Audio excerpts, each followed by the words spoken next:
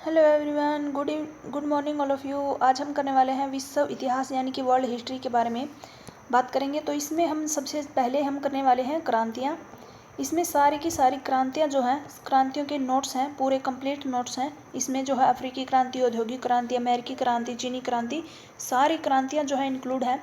इनके नोट्स हैं जिस तरह से यहाँ पर पुनर्जागरण वगैरह सभी चीज़ें हैं।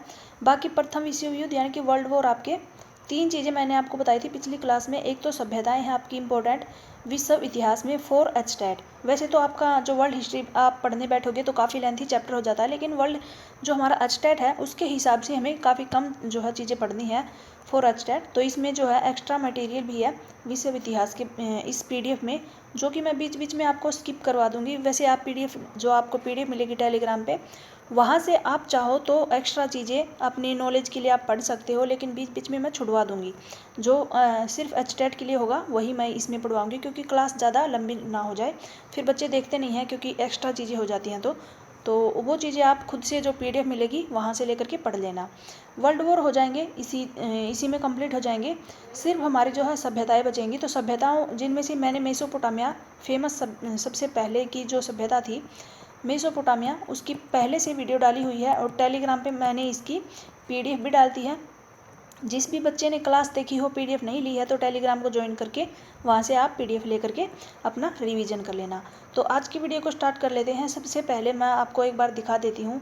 ये देखिए, सबसे पहले यहाँ पर प्रमुख साहित्यकार ये सभी, और ये पुनर्जागरण के बारे में कई चीज़ें इंपॉर्टेंट है। इसमें बहुत सी आपको ज़्यादा इंपॉर्टेंट ये पीडीएफ होने वाली है, क्योंकि इसमें एक्स्ट्रा चीज़ें आपको मिलेगी। और 4 एचटेट ही नहीं, बल्कि आगे का जो एचटेट होने के बाद जो आप एग्ज़ाम की तैयारी करोगे वहाँ पर वो ये जो पीडीएफ होगी काफ़ी हेल्प करेगी आपकी।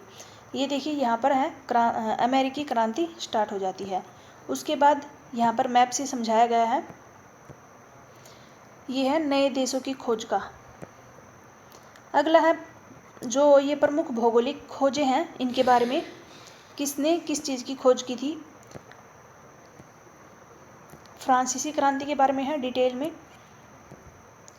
और उसके पश्चात है हमारे जो आविष्कारक हैं, किसने किसका आविष्कार किया है। औद्योगिक क्रांति है, इटली का एकीकरण है, इंग्लैंड की क्रांति, और अगला हमारा जर्मनी में एकीकरण। सारे जो है इम्पोर्टेंट है 4 एचटेट। चीनी क्रांति, इनमें से काफ़ी क्वेश्चन आते हैं हमारे एचटेट में। और ये युद्ध है, कौन सा युद्ध किस समय पे हुआ, जैसे कि नेपोलियन युद्ध, ये एचटेट में आए हुए जो है वाटरलू युद्ध, और ये अमेरिकी गृह युद्ध। ये सभी क्वेश्चन आपने जो प्रीवियस ईयर के एचटेट के जो हमने क्वेश्चन किए थे फॉर एसएसटी के, उसमें आपने देखे भी होंगे, तो आपको पता चल जाएगा कि ये सारे क्वेश्चन जो है हमारे लिए इंपॉर्टेंट है। प्रथम विश्व युद्ध भी है इसमें, रूसी क्रांति है, तुर्की आंदोलन, द्वितीय विश्व युद्ध भी शामिल है। तो सारी चीज़ें इस एक ही पीडीएफ में हम कंप्लीट कर लेंगे। और ये लास्ट में होंगे विश्व इतिहास की प्रमुख तिथियाँ। ये देखिए यहाँ पर, और ये हिरोशिमा और नागासाकी के बारे में। और ये सारे लास्ट में हमारी तिथियाँ हो जाएंगी कि किस तिथि पे क्या चीज़ें हुई थी। तो ये आप वन लाइनर नोट्स जो मैं ये पीडीएफ डालूंगी, तो लास्ट के जो वन लाइनर है हमारे, वो आप खुद से कर लेना। वीडियो को स्टार्ट करते हैं। वीडियो अच्छी लगे तो लाइक ज़रूर कर देना, लाइक किए बिना मत जाना, और ज़्यादा से ज़्यादा वीडियो को शेयर कर देना। कमेंट करके बताना कि वीडियो कैसी लगी, नोट्स कैसे लगे आपको। सबसे पहले हम पढ़ेंगे पुनर्जागरण। पुनर्जागरण शब्द फ्रांसीसी शब्द रेनेसो का हिंदी रूपांतरण है, जिसका अर्थ क्या है, पुनः जीवित हो जाना। पुनर्जागरण का क्या अर्थ है, पुनः जीवित हो जाना। पुनर्जागरण काल मोटे तौर पर 14वीं और 16वीं शताब्दी यानी कि 1350 से 1550 ईस्वी के बीच में माना गया है। इसका समय माना गया है, काल यानी कि 14वीं से 16वीं शताब्दी के बीचों बीच मध्य माना गया है इसका पुनर्जागरण का समय।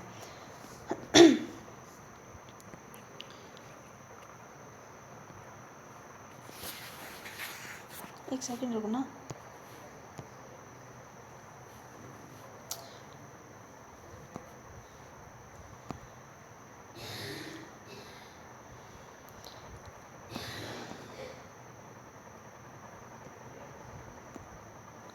अगला देख लो, पुनर्जागरण काल मोटे तौर पर 14वीं से 16वीं शताब्दी के बीच में माना गया है। और पुनर्जागरण का प्रारंभ इटली और फ्लोरेंस से माना गया है। कहाँ से स्टार्ट हुई थी, इटली और फ्लोरेंस से पुनर्जागरण का प्रारंभ, स्टार्टिंग।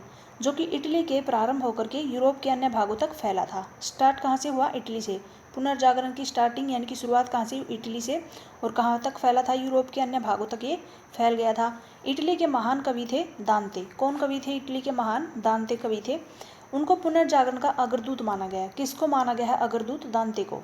वो कहाँ के थे? इटली के महान कवि थे और इनका जन्म फ्लोरेंस नगर में हुआ था और इसीलिए इटली के फ्लोरेंस से माना गया है इसका पुनर्जागरण का प्रारंभ यानी कि स्टार्टिंग। दांते के विख्यात कृति डिवाइन कॉमेडी। क्या थी कृति? डिवाइन कॉमेडी है और विख्यात कृति है ये इनकी जिसमें स्वर्ग और नर्क की काल्पनिक यात्रा का वर्णन किया गया है। उसके पश्चात है दांते को इटली कविता का पिता कहा गया था और इसने अपनी कविताएं इटली की तत्कालीन भाषा, कौन सी थी तत्कालीन भाषा? टस्कन में लिखी थी इन्होंने। तो सबसे पहले इम्पोर्टेंट है हमारे लिए कि पुनर्जागरण की शुरुआत कहाँ से? 14वीं और 16वीं शताब्दी के मध्य हुई थी। इटली के फ्लोरेंस में मानी गई है और इटली का प्रारंभ होकर के यूरोप के अन्य भागों तक ये फैल गया था पुनर्जागरण। और किसकी वजह से? यानी कि इनका अग्रदूत यानी कि किसको माना गया है? तो दांते। पुनर्जागरण की नाम सुनो कहीं पर भी आप तो दांते को याद रखना। दांते महान कवि थे और इनका जन्म हुआ था ये फ्लोरेंस में, इटली के फ्लोरेंस में। इसमें अपनी कविताएं इटली के तत्कालीन भाषा में लिखी थी। कविता याद रखना कौन सी भाषा में लिखी थी? टस्कन भाषा की। इटली की तत्कालीन भाषा थी टस्कन। पुनर्जागरण जिन 3 प्रमुख इटली जो है साहित्यकारों की रचना में पुनर्जागरण के तत्व नहीं थे उन्हें दांते, पेटार्क व बुकासियो के मुख्य थे। जो 3 इनमें देखो यहाँ पर 3 प्रमुख इटली साहित्यकार थे पुनर्जागरण में। उनमें सबसे पहले महत्वपूर्ण थे दांते, दूसरे पूछे तो पेटार्क और तीसरे पूछे तो बुकासियो। ये प्रमुख थे। इनका जो है समय भी यहाँ पर दिया गया है। दांते का है 1265 से 1321, ये पेटार्क का है 1304 से 1374 ईस्वी और बुकासियो का है 1313 से 1375 ईस्वी। ये तीनों मुख्य थे। पुनर्जागरण से इनका संबंध था। प्रमुख साहित्यकार इटली के तीनों के बारे में आप पढ़ लेना। अगला है धर्म सुधार आंदोलन की शुरुआत हुई थी 16वीं सदी में। कब हुई थी धर्म सुधार आंदोलन की शुरुआत? 16वीं सदी में। प्रमुख चित्रकार और मूर्तिकार का यहाँ पर डायग्राम बनाया गया है, ये आप खुद से पढ़ देना। पहला है लियोनार्दो दा विंची, मूर्तिकार व चित्रकार थे। ये क्वेश्चन आया हुआ है एचटेट में तो ये एक बार देख ही लेते हैं इसको। लियोनार्दो दा विंची नाम है ये इनका, लियोनार्दो दा विंची। मूर्तिकार थे, चित्रकार थे। इनकी कृति थी द लास्ट सपर, मोनालिसा। ये इनके रचनाकार थे। मोनालिसा के बारे में आगे जो है पूरा डिटेल में बताया गया है, उसमें पढ़ देना आप। फेमस जो है चित्रकार थे इनके। चित्रकला प्रकृति की नकल थी, कलाकार एक प्रेरित। इसमें विवरण किया गया है इसमें। माइकल है, नेक्स्ट है माइकल एंजेलो। इसके मूर्तिकार और चित्रकार थे। इनकी कृति कौन सी थी? डेविड पिएटा सिस्टीन चौपेल चित्र। किसका चित्र बनाया था इन्होंने? डेविड पिएटा सिस्टीन चौपेल चित्र इनकी कृति थी माइकल एंजेलो की। मानवीय रूप से उपस्थिति, शक्ति और विलक्षणता को बता रही है, इसमें इनका विवरण किया गया था इस कृति में। राफेल चित्रकार थे। सिस्टीन मेंडोला चिर्गी चौपेल चित्र, ये आपके लिए इंपॉर्टेंट नहीं है, इसको याद रख लेना। एक तो लियोनार्दो दा विंची और एक माइकल एंजेलो को, दोनों को याद रख लेना। बाकी आप पढ़ना चाहो तो आपके पास टाइम है एक्स्ट्रा तो आप नॉलेज के लिए पढ़ सकते हैं। और ये चीज़ें भी आप प्रमुख साहित्यकार और साहित्यकार है मैकियावली। राजनीतिक क्षेत्र में द प्रिंस, साहित्य द प्रिंस। और इसमें विवरण किसका किया है? शासकों के निर्देश के लिए राजनीतिक अवधारणा का विवरण किया गया है, वर्णन किया गया है इसमें द प्रिंस में। दांते थे कवि, डिवाइन कॉमेडी इनकी जो कृति थी साहित्य। और इसमें किसका विवरण किया गया था? एक महाकाव्यात्मक कविता जिसके देश के प्रति प्रेम और समकालीन इटली के सामाजिक और धार्मिक जीवन का इसमें वर्णन किया गया था। ये दांते की थी। दांते कवि थे और इनकी साहित्य यानी कि इनकी कृति थी डिवाइन कॉमेडी या फिर इनका साहित्य। अगले थे पेटार्क, ये पहले इटली वाले थे पुनर्जागरण से संबंधित। दांते, फिर पेटार्क और फिर बोकासियो, ये तीनों लगातार यहाँ पर भी आ गए हैं, इनकी भी याद रख लेना आप। और चाहो तो आप पूरा पढ़ देना इसको नॉलेज के लिए वैसे एक्स्ट्रा, लेकिन इन तीनों को जरूर पढ़ देना है। इंपॉर्टेंट आपके मैकियावली, दांते और पेटार्क और बोकासियो भी। अगला है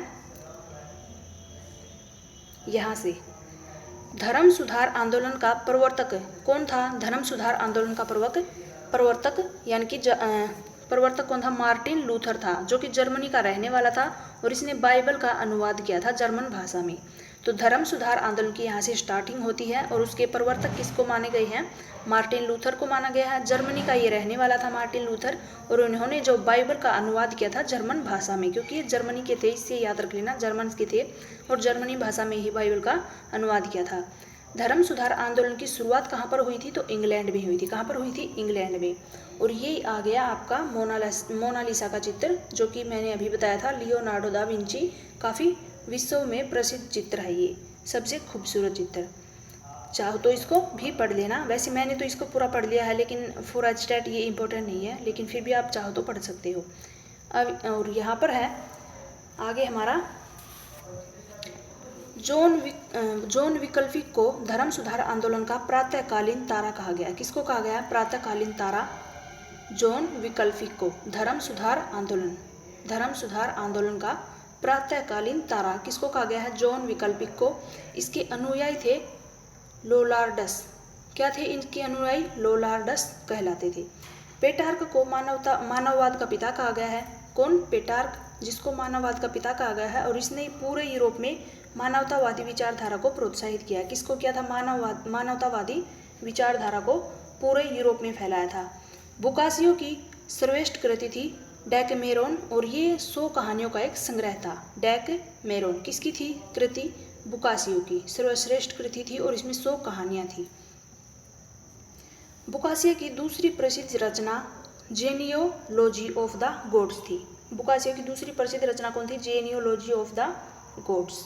फ्रांसीसी लेखक थे मोंटेन, जो कि प्रथम आधुनिक व्यक्ति इनको कहा गया था, और लेखन और चिंतन में मोंटेन को वोल्टेयर का अग्रगामी कहा गया था। क्या कहा गया था? मोंटेन को प्रथम आधुनिक व्यक्ति कहा गया था, और लेखक और चिंतन में इनको मोंटेन को वोल्टेयर का अग्रगामी कहा गया था। अग्रगामी।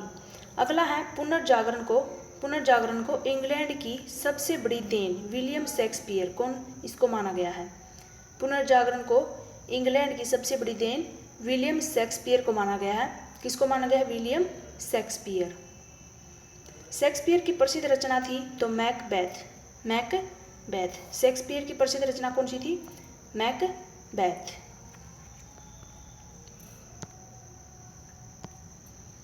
अगला है रोमियो एंड जूलियट। शेक्सपियर की अमर कृति थी। ये रोमियो और जूलियट किसकी कृति थी? अमर कृति शेक्सपियर की। रचना, इसकी प्रसिद्ध रचना थी मैकबेथ। शेक्सपियर ने मनुष्य के व्यक्तित्व को उठाने के लिए वही कार्य किया था जो इटली के चित्रकार माइकल एंजेलो ने किया था। किसने किया था? इटली के चित्रकार माइकल एंजेलो ने शेक्सपियर की तरह ही सेम काम किया था इन्होंने व्यक्तित्व को उठाने के लिए। इटली के राजनीतिक चिंतक मैकियावेली, उनको आधुनिक चाणक्य कहा गया। किसको कहा गया था? मैकियावेली को। मैकियावेली को क्या कहा गया था? आधुनिक चाणक्य। पुनर्जागरण काल में सबसे अधिक विकास किसका हुआ था? तो चित्रकला का हुआ था। किसका विकास ज़्यादा हुआ था? सबसे विकास और अधिक चित्रकला का पुनर्जागरण काल में। इटली के चित्रकार थे, ये आप इसको रहने देना यहाँ पर।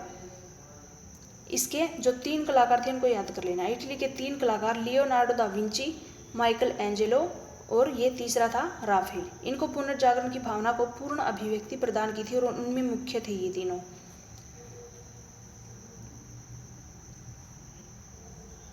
इसको भी रहने देना। ये जो गिरजाघर की छत में माइकल एंजेलो के द्वारा ही चित्र बनाए गए थे, इसको याद रख लेना। सिस्तान के गिरजाघर में माइकल एंजेलो के द्वारा चित्र बनाए गए थे। और ये फ्लोरेंस निवासी लियोनार्डो दा विंची के प्रमुख चित्र लास्ट सपर और मोनालिसा थे। प्रसिद्ध चित्र कौन था? मोनालिसा। यही ज़्यादातर एग्जाम में आता है। मोनालिसा एक इटली की महिला का चित्र है। लियोनार्डो मात्र एक कलाकार ही नहीं बल्कि वह खगोल शास्त्री और वनस्पति शास्त्री व भूगर्भ शास्त्री भी थे। तो ये बहुत इंपॉर्टेंट है। खगोल शास्त्री थे, वनस्पति शास्त्री थे, भूगर्भ शास्त्री भी थे। लियोनार्डो दा विंची, इन्होंने किसका फेमस चित्र बनाया था? मोनालिसा का, और द लास्ट सपर का भी। कोपरनिकस से पूर्व ही लियोनार्डो ने बतलाया था कि सूर्य पृथ्वी की परिक्रमा नहीं करता बल्कि पृथ्वी भी चंद्रमा की तरह ही एक तारा है। कोपरनिकस से पहले ही इसने बता दिया था लियोनार्डो ने। क्या बताया था? पृथ्वी की परिक्रमा नहीं करता कौन? सूर्य, बल्कि पृथ्वी भी चंद्रमा की तरह ही एक तारा है। ये सारी चीजें इसने पहले से ही बता दी थी।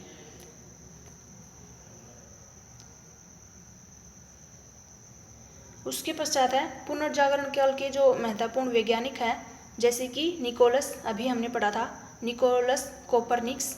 इन्होंने पोलैंड देश के थे ये, और अन्वेषण यानी कि खोज किसके बारे में की थी? तो पृथ्वी एक उपग्रह है जो कि सूर्य के चारों ओर घूमती है, सूर्य के चारों ओर घूमती है, इसकी खोज यानी कि इनका अन्वेषण सबसे पहले इन्होंने किया था। फिर दूसरे थे जोहान्स केपलर, पोलैंड के थे ये भी, और पृथ्वी और दूसरे ग्रह सूर्य के चारों वृत्ताकार पथ में नहीं बल्कि अंडाकार दीर्घ वृत्ताकार पथ में परिक्रमा करते हैं। इसके बारे में भी इन्होंने बताया था, जोहान्स केपलर ने। इन्होंने अन्वेषण किया था, यानी कि इसके बारे में खोज यानी कि जानकारी प्राप्त की थी सबसे पहले। फिर था गैलीलियो गैलीली, जो कि इटली से संबंध रखते थे, इटली के थे। गिरते हुए वस्तुओं की गति उसकी दूरी पर निर्भर करती है, न कि उसके भार पर। किसके ऊपर निर्भर करती है? दूरी के ऊपर, न कि उसके भार पर निर्भर करेगी। ये बात कही थी गैलीलियो गैलीली ने, जो कि कहाँ से थे? इटली के थे। अगला है सर आइजैक न्यूटन, कहाँ के थे ये? इंग्लैंड के थे। सार्वभौमिक गुरुत्वाकर्षण के सिद्धांत की इन्होंने खोज की थी। किसकी खोज की थी? सार्वभौमिक गुरुत्वाकर्षण के सिद्धांत की। विलियम हार्वे, इंग्लैंड के थे। मानव शरीर में रक्त परिसंचरण का विकास वर्णन, ये सभी चीज़ें किसने बताई थी? विलियम हार्वे ने। एडमंड हिलेरी, इसकी इंग्लैंड के थे। धूमकेतु के कक्ष की गणना इनके द्वारा धूमकेतु को हेली नाम दिया गया था। और रेने डिस्कार्टेज, फ्रांस के थे और विश्लेषणात्मक ज्योमिति के प्रतिपादक थे। तो सबसे इम्पोर्टेंट है याद करने के लिए आपके लिए निकोलस, फिर है जोहान्स और फिर है गैलीलियो। नेक्स्ट देख लो, लियोनार्दो दा गैलीलियो से पूर्व ही यह घोषणा की गई थी कि दूरी अधिक होने पर गिरने वाली वस्तु का मान जो है गति बढ़ जाती है। लियोनार्दो दा गैलीलियो, लियोनार्दो ने पहले ही इसको बता दिया था, गैलीलियो से पहले ही। हॉलैंड के इरास्मस ने अपनी पुस्तक के प्रेज ऑफ फोली में व्यंग्यात्मक ढंग से पादरियों के अनैतिक जीवन और ईसाई धर्म की कुरीतियों के ऊपर प्रहार किया था। इंग्लैंड के लेखक टॉमस मूर ने अपनी पुस्तक यूटोपिया में आदर्श समाज का चित्र प्रस्तुत किया था। तो ये टॉमस मूर ने अपनी पुस्तक लिखी थी यूटोपिया। यूटोपिया पुस्तक किसकी थी? टॉमस मूर की, जिन्होंने आदर्श समाज के बारे में एक चित्र प्रस्तुत किया था इस पुस्तक में। मार्टिन लूथर ने जर्मन भाषा में बाइबल का अनुवाद किया था, ये हमने सबसे पहले पढ़ा था। अमेरिका को बौद्धिक चेतना के विकास में टॉमस पेन का महत्वपूर्ण योगदान था। टॉमस पेन ने फ्रांस की राज्य क्रांति की पैरवी में द राइट्स ऑफ मैन, मनुष्य के अधिकार नामक पुस्तक लिखी थी। द राइट्स ऑफ मैन, मनुष्य के अधिकार की पुस्तक किसने लिखी थी? टॉमस पेन ने। प्रशांत महासागर का नामकरण स्पेन निवासी मैगलन ने किया था। फोर स्टेट, ये इंपॉर्टेंट नहीं है, लेकिन फिर भी आप जो है ये चीज़ें एक बार जो है पढ़ लेना, नज़र लगाओगे तो आपको जो है एग्जाम में आई हुई चीज़ें याद आ जाएंगी ऑप्शन में देख करके। एशिया में पुनर्जागरण की अभिव्यक्ति सर्वप्रथम भारत में हुई थी। कहाँ पर हुई थी? भारत में सर्वप्रथम। भारतीय पुनर्जागरण का पिता किसको बोला गया था? राजा राम मोहन राय को। रविंद्रनाथ टैगोर राष्ट्रीय विश्व मानवतावाद के श्रेष्ठ प्रतिनिधि थे। कौन थे? रविंद्रनाथ टैगोर जी। वैज्ञानिक समाजवाद का जन्मदाता कार्ल मार्क्स को कहा गया था। किसको माना गया था? वैज्ञानिक समाजवाद का दाता कार्ल मार्क्स। कार्ल मार्क्स के द्वारा रायनी समाचार पत्र का संपादन किया गया था। कौन सा समाचार पत्र निकाला था इन्होंने? कार्ल मार्क्स ने रायनी समाचार पत्र। मार्क्स के द्वारा 1848 ईस्वी में कम्युनिस्ट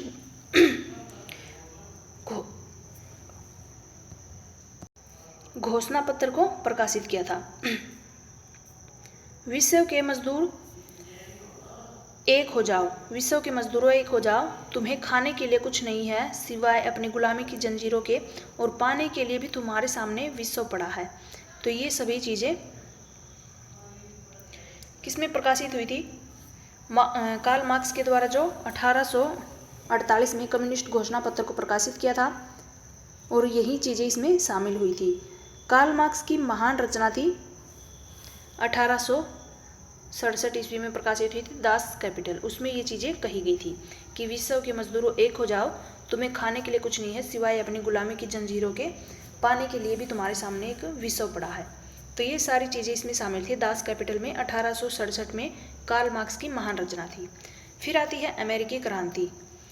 अमेरिकी क्रांति, क्रांतियाँ हमारे लिए इम्पोर्टेंट है, पुनर्जागरण से भी ज़्यादा इम्पोर्टेंट है, क्योंकि क्रांतियाँ एक सभ्यताएं और जो एक हमारी होती हैं वर्ल्ड वॉर, विश्व युद्ध, यही चीज़ें जो है प्रीवियस ईयर के एग्जाम में मैंने जो क्वेश्चन में देखी हैं, हम सब ने, आपने भी देखी होंगी, प्रीवियस ईयर के क्वेश्चन किए हैं जिसने भी।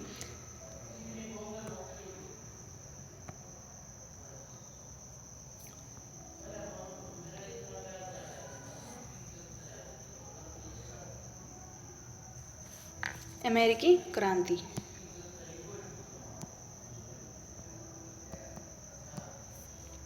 18वीं शताब्दी के पूर्वार्ध में अमेरिका ग्रेट ब्रिटेन के अधीन एक उपनिवेश था। ग्रेट ब्रिटेन के अधीन एक उपनिवेश था। अमेरिका के मूल निवासी को रेड इंडियन कहा गया था। क्या कहा गया था मूल निवासियों को? रेड इंडियन, रेड इंडियन कहा गया था। अमेरिका में ब्रिटिश औपनिवेशिक साम्राज्य की नींव जेम्स प्रथम के शासनकाल में डाली गई थी। कब डाली गई थी? जेम्स प्रथम के शासनकाल में। किसके शासन में औपनिवेशिक साम्राज्य की नींव डाली गई थी अमेरिका में? तो जेम्स प्रथम। अमेरिका की खोज किसने की थी? क्रिस्टोफर कोलंबस के द्वारा की गई थी। अमेरिका का नाम इटली नाविक अमेरिगो वेस्पूसी के नाम पे पड़ा था। अमेरिका नाम किसके नाम पे पड़ा था? इटली के नाविक थे अमेरिगो वेस्पूसी। अमेरिका का स्वतंत्रता संग्राम 4 जुलाई 1776 को स्टार्ट हुआ था। कब हुआ था? 4 जुलाई 1776। अमेरिका स्वतंत्रता संग्राम का नायक कौन था? तो जॉर्ज वॉशिंगटन। किसको माना गया था? जॉर्ज वॉशिंगटन को अमेरिका स्वतंत्रता संग्राम का नायक। अमेरिकी क्रांति का तत्कालीन कारण क्या था? Boston T party. तत्कालीन कारण इसका था, अमेरिकी क्रांति का तत्कालीन कारण था Boston T party. Boston T party की घटना कब हुई थी? 16 सितंबर 1713 ईस्वी को सैमुअल एडम्स के नेतृत्व में हुई थी और इसमें ईस्ट इंडिया कंपनी के जहाज़ों से चाय की 340 पेटियां समुद्र में फेंक दी गई थी, तब इसकी शुरुआत हुई थी।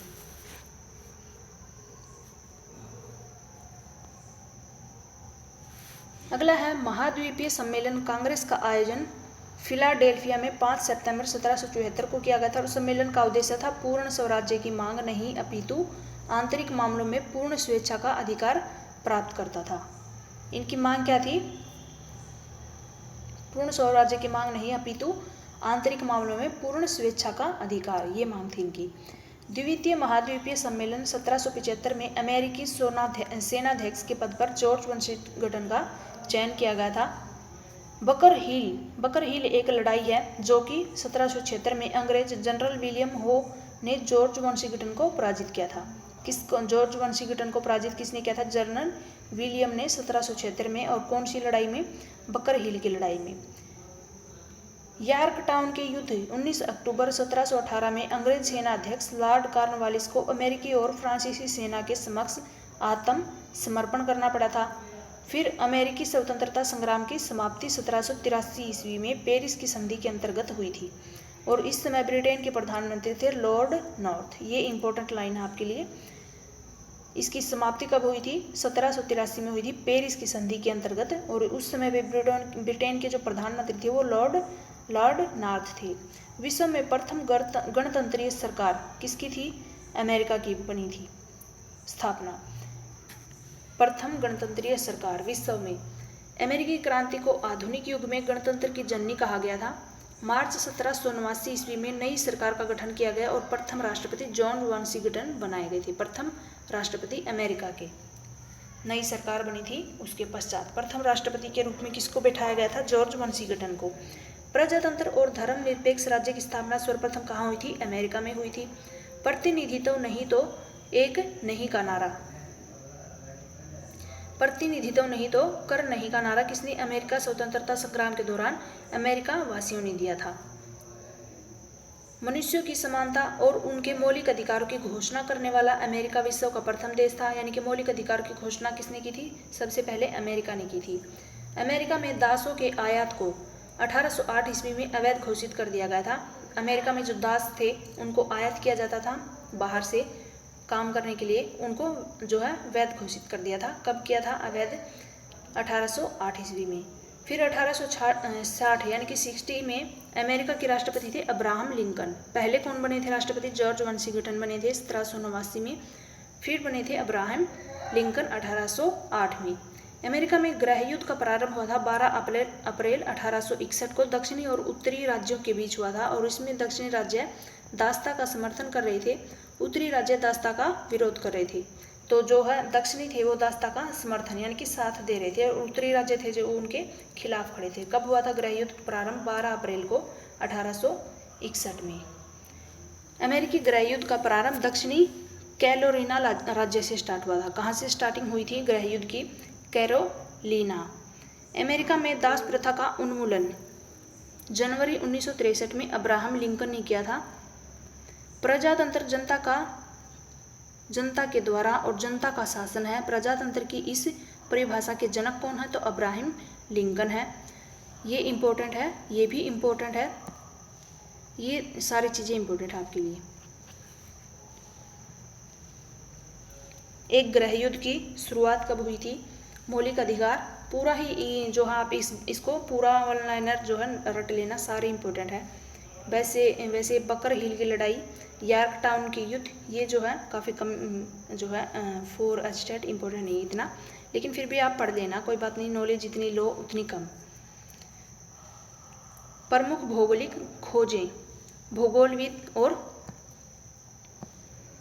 भौगोलिक खोजें, ये किसने किसकी खोज की थी इसके बारे में है। वास्को डी गामा, इसका नाम तो हम हमेशा से सुनते आए हैं। भारत के पश्चिमी तट पर कालीकट पहुंचे थे और इस प्रकार भारत और पूर्वी क्षेत्र व्यापार के लिए खुल गए थे वास्को डी गामा के आने से। क्रिस्टोफर कोलंबस पूर्व की ओर नवीन समुद्री मार्ग की खोज के क्रम में द्वीप पहुंचे थे 1492 ईस्वी में और जिसे इंडीज समझा गया था, लेकिन वस्तुतः वह अमेरिका था। इसको एक बार आप नज़र मार लेना इसके ऊपर, वैसे इंपॉर्टेंट नहीं है, 2-3 चीज़ें याद रख लेना, एक तो वास्को डी गामा के बारे में और क्रिस्टोफर कोलंबस के बारे में और बार्थोलोमेओ डियाज के बारे में। अगला देखिए, स्टैचू ऑफ लिबर्टी की प्रेरणा, इम्पोर्टेंट नहीं है, ये स्टेट के लिए इम्पोर्टेंट नहीं है, फिर भी आप एक बार यहाँ से देख लो। इस तस्वीर में इसके एक हाथ में तो टॉर्च, यानी कि एक हाथ में है टॉर्च और दूसरे हाथ में है पुस्तक। इसका मतलब क्या है एक बार ये देख लेते हैं।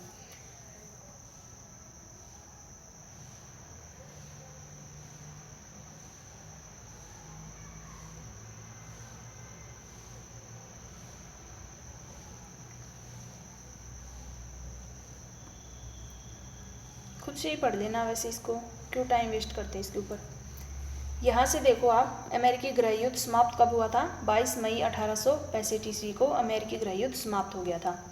इसको आप कुछ चीज़ें ये जो ब्लू पॉइंट की गई हैं इनको ये एक बार याद कर लेना। मिस्र की सरकार में 1869 में स्वेज नहर पर एक प्रकाश स्तंभ यानी कि लाउड हाउस बनाने के लिए प्रस्ताव मांगा गया था और इसी परियोजना के लिए बार्थोल्दी ने लबादा ओडी महिला की बहुत बड़ी प्रतिमा का डिजाइन बनाया था। उसके एक हाथ में प्रकाश पुंज यानी कि टॉर्च थी और बार्थोल्दी ने इसे इजिप्ट बिंग्स लाइट ट्यू एशिया की उपमा दी थी, यानी कि उसको उपमा यानी कि उसका नाम दिया था, संज्ञा दी थी उसको। इस विषय के बारे में लिखने वाले एडवर्ड बेरेंसन ने इनके अनुसार परियोजना के लिए बार्थोल्दी ने कई डिजाइन और ड्राइंग बनाई थी और इसी परियोजना के पहले उन्होंने एक महिला कृषक के चेहरे को बनाया था जो बाद में परिवर्तित होकर के एक रोमन देवी बनी थी। पहले उन्होंने महिला कृषक का चित्र बनाया था और उसको बाद में चेंज करके एक रोमन देवी का रूप दे दिया।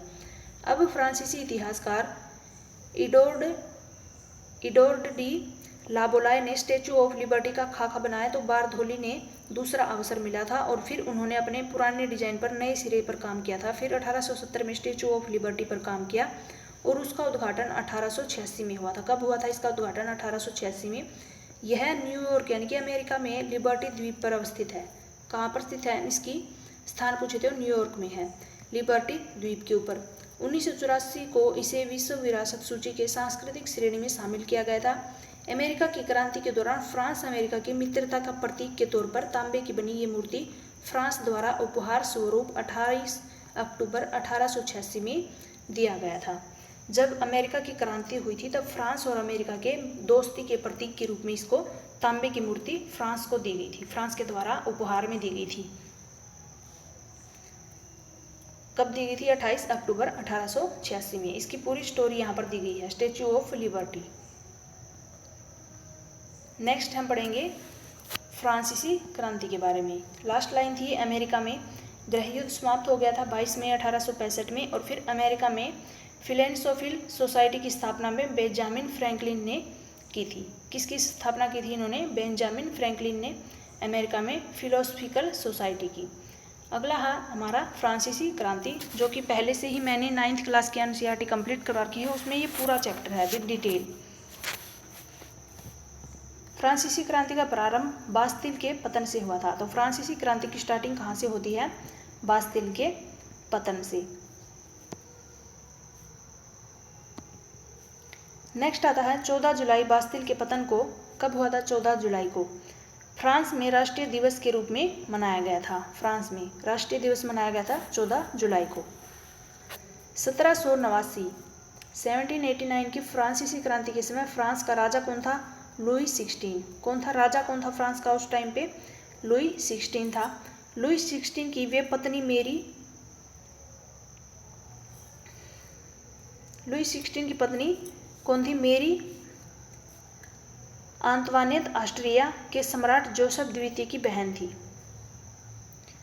मेरी नाम था मेरी, आंतवानेत ऑस्ट्रिया के सम्राट जोसेफ द्वितीय की बहन थी वो। बास्तिल का पतन संपूर्ण यूरोप के निरंकुश राजतंत्र के प्रति एक चुनौती था। फ्रांस में वंशानुगत निरंकुश राजतंत्र था। राजा स्वयं को पृथ्वी पर परमेश्वर का प्रतिनिधि मानता था। क्या मानता था? परमेश्वर का प्रतिनिधि। लुई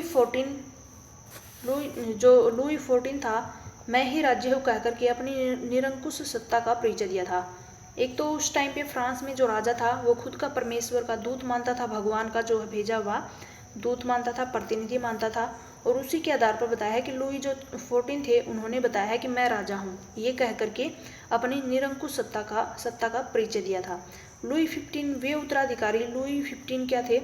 एक आक्रामक शासक थे जो अधिक समय तक आमोद प्रमोद विलासिता पूर्ण जीवन में डूबे रहे थे। मेरे मरने के बाद प्रलय होगी, यह उक्ति लुई 15 की थी कि मेरे मरने के बाद प्रलय होगी। देश के कानूनों में विभिन्नता पर वाटलेयर ने कहा था कि किसी व्यक्ति को फ्रांस में यात्रा करते समय सरकारी कानून उसी प्रकार बदले हुए मिलते हैं जिस प्रकार से उसकी गाड़ी के घोड़े बदलते हैं, यानी कि कानून जल्दी जल्दी वहाँ पर चेंज हो जाते हैं फ्रांस में। फ्रांसीसी क्रांति के बारे में नेपोलियन ने कहा था कि मध्यम वर्ग में अहम भाव ही क्रांति का वास्तविक कारण था, यानी कि अहंकार। मैं वहाँ पर थी कि मैं ये हूँ, मैं राजा हूँ, मेरी वजह क्या होगा, मेरे मरने के बाद प्रलय होगी, ये होगा। यानी कि वहाँ का नेपोलियन ने क्या कहा था कि फ्रांसीसी क्रांति के बारे में कि मध्यम वर्ग का अहंकार ही उस क्रांति का मुख्य कारण था। अहंकार, ईगो काफ़ी था। स्वतंत्रता तो बस एक बहाना था। फ्रांस में नमक का अवैध व्यापार करने वालों को मृत्युदंड की सजा दी जाती थी। नमक का अवैध व्यापार करने वालों को मृत्युदंड दिया जाता था। फ्रांस क्रांति में साहित्य के माध्यम से मुख्य योगदान मॉन्टेस्क्यू, वाटलेयर, रूसो और दिदरो जैसे विचारकों ने दिया था। जो फ्रांसीसी क्रांति में साहित्य के माध्यम से प्रमुख योगदान किन किन का था? मॉन्टेस्क्यू, वोल्टेयर, रूसो और दिदरो जैसे विचारकों ने दिया था। फ्रांसीसी क्रांति पर 3 घटनाओं का अत्यधिक प्रभाव पड़ा था। तो किसका प्रभाव पड़ा था? पहला तो अमेरिकी क्रांति का, दूसरा पेरिस की संसद का, और तीसरा जो पेरिस की संसद द्वारा स्टेट की मांग, और तीसरा 1788 से 89 में फ्रांस में भयंकर अकाल पड़ना। इन तीनों चीज़ों का फ्रांसीसी क्रांति पर गहरा असर पड़ा था। लुई 16 की पत्नी मेरी एंतवानेत ऑस्ट्रिया की राजकुमारी थी। लुई 16 को यानी कि 16 को देशद्रोह के अपराध में फांसी दी गई थी। लुई 16 को फांसी दी गई थी देशद्रोही के अपराध में। फ्रांसीसी क्रांति का तत्कालीन कारण लुई 16वें में शासन की जटिल परिस्थितियों को समझने की क्षमता का अभाव और देश की शोचनीय आर्थिक दशा थी। फ्रांसीसी क्रांति की शुरुआत कब हुई थी? 5 मई 1789 को स्टेट्स जनरल के अधिवेशन से प्रारंभ हुई थी। स्टेट्स जनरल की बैठक वर्साई के राजमहल में संपन्न होती है और उसका उद्घाटन लुई 16 ने ही किया था। कब, कहाँ हुई थी? राजमहल में, वर्साई के राजमहल में बैठक हुई थी और वहाँ का जो उद्घाटन था किसने किया था? लुई 16 ने। अगला देखो, एस्टेट जनरल की बैठक में तीसरा जो सदन था, जो कि सर्वसाधारण की सभा थी, उसने राष्ट्रीय सभा का गठन किया था। राष्ट्रीय सभा को फ्रांस की जनता की एकमात्र प्रतिनिधि सभा घोषित किया गया था। किसको? राष्ट्रीय सभा को। 9 जुलाई को राष्ट्रीय सभा ने स्वयं को संविधान सभा घोषित कर दिया था और राजा ने सारे परिवर्तन को स्वीकार करके उनको जो है अपनी अनुमति उनके ऊपर दे दी थी। संविधान सभा ने 1791 ईस्वी में फ्रांस के इतिहास में प्रथम बार संविधान का निर्माण किया था। तो प्रथम बार संविधान का निर्माण कब हुआ था? फ्रांस में 1791 में फ्रांस के इतिहास में प्रथम बार संविधान का निर्माण किया था। ये इम्पोर्टेंट है आपके लिए। 21 जनवरी 1793 को राजा लुई 16 को देशद्रोह के अपराध में फांसी दी गई थी। फिर लुई 16 की पत्नी थी मैरी रानी अंतवानेत को भी 16 अक्टूबर को फांसी दी गई थी। इनको 21 जनवरी को दी गई थी लुई 16 को और उनकी वाइफ को 16 अक्टूबर को। फ्रांस में गणतंत्रवादी जैकोबिन कहलाते थे। तो जो गणतंत्रवादी थे फ्रांस के, उनको क्या कहा गया था? जैकोबिन। गणतंत्रवादी के नेता थे दांते, वकील थे। कौन थे? दांते, जो कि वकील का काम करते थे। समानता, स्वतंत्रता और बंधुत्व का नारा फ्रांस की राज्य क्रांति की देन थी। क्या नारा था? स्वतंत्रता, समानता और बंधुत्व। नेक्स्ट है नेपोलियन का जन्म। 15 अगस्त 1760 ईस्वी को कोर्सिस द्वीप के अजासियों के नामक शहर में हुआ था। अजासियो कब हुआ था? 15 अगस्त 1760 में। नेपोलियन के पिता का नाम था कार्ले बोनापार्ट और माता का नाम था लेटिजिया रोमोलिनो। पिता का नाम था कार्ले बोनापार्ट और माता का नाम था लेटिजिया रोमोलिनो। नेपोलियन ने फ्रांस के बीए और पेरिस के सैन्य विद्यालय से सैन्य शिक्षा प्राप्त की थी। फ्रांस में क्रांति के समय नेपोलियन कोर्सिस में नियुक्त था। कहाँ पर था फ्रांस की क्रांति के समय नेपोलियन? कोर्सिस में नियुक्त था।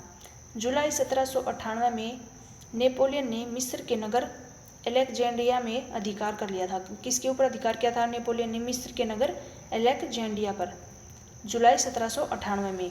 नेपोलियन ने 1799 में एक नए संविधान का निर्माण किया था। किसका निर्माण किया था? नए संविधान का निर्माण नेपोलियन ने। बैंक ऑफ फ्रांस का गठन नेपोलियन के द्वारा 1800 में किया गया था। तो ये बात याद रख लेना, बैंक ऑफ फ्रांस।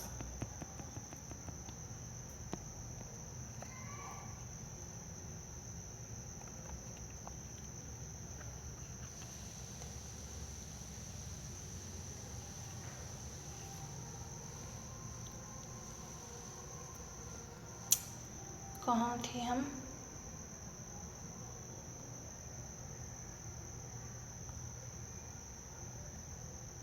ये रहा, बैंक ऑफ फ्रांस का गठन।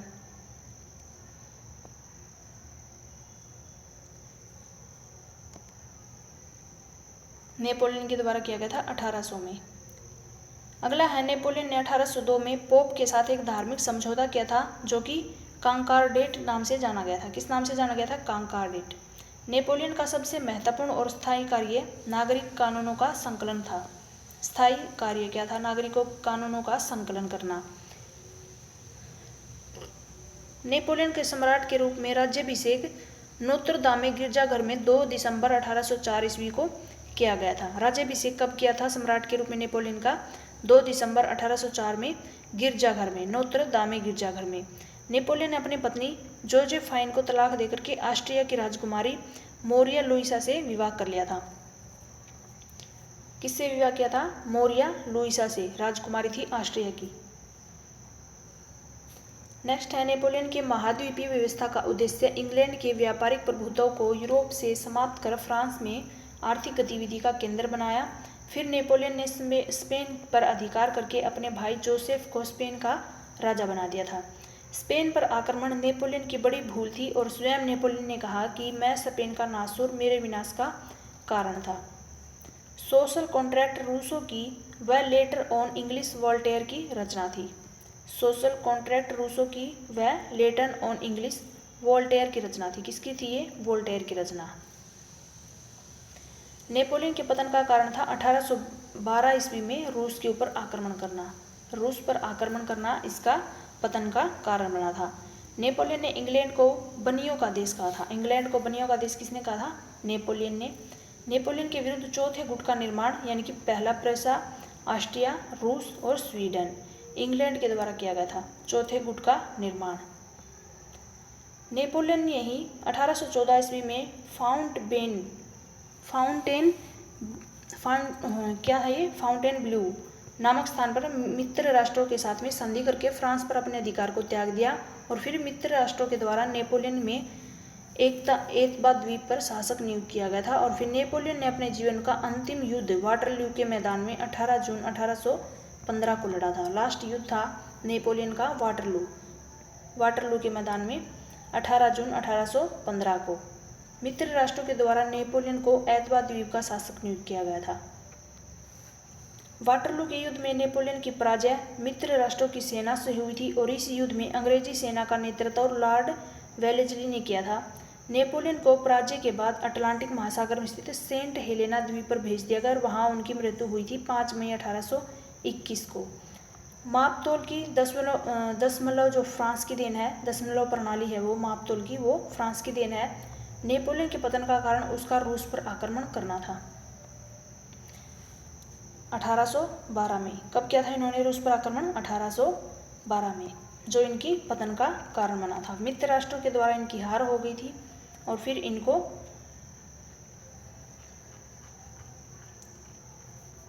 ऐतबा द्वीप पर भेजा गया था, जहां पर इनकी जो है मृत्यु हुई थी 5 मई।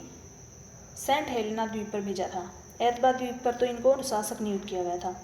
नेक्स्ट है औद्योगिक क्रांति।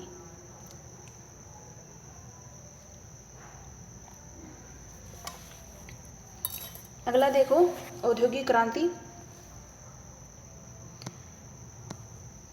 औद्योगिक क्रांति की शुरुआत सर्वप्रथम 18वीं सदी के उत्तरार्ध में इंग्लैंड में सर्वप्रथम वस्त्र उद्योग से प्रारंभ हुई थी। कब हुई थी? वस्त्र उद्योग से स्टार्ट हुई थी। सर्वप्रथम 18वीं सदी में शुरुआत हुई थी और इंग्लैंड में।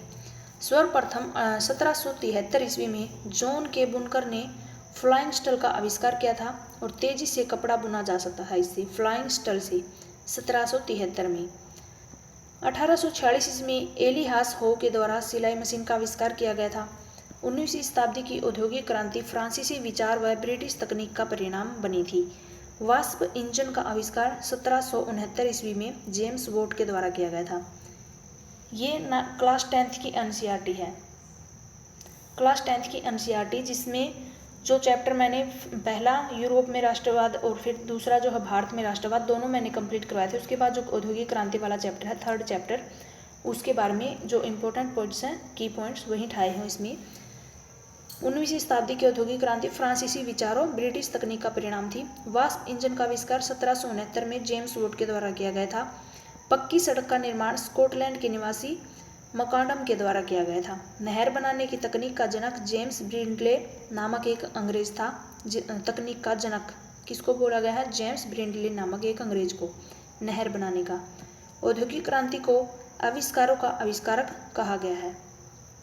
क्या कहा गया है? आविष्कारों का आविष्कार की संख्या दी गई है औद्योगिक क्रांति को।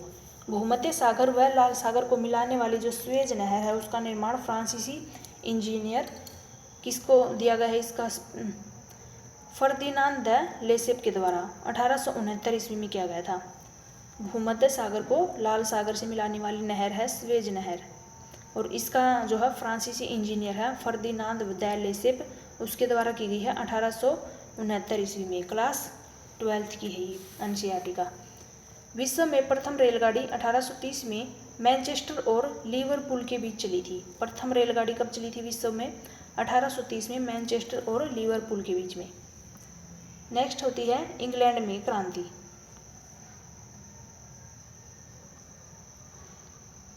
इंग्लैंड में गृहयुद्ध का प्रारंभ हुआ था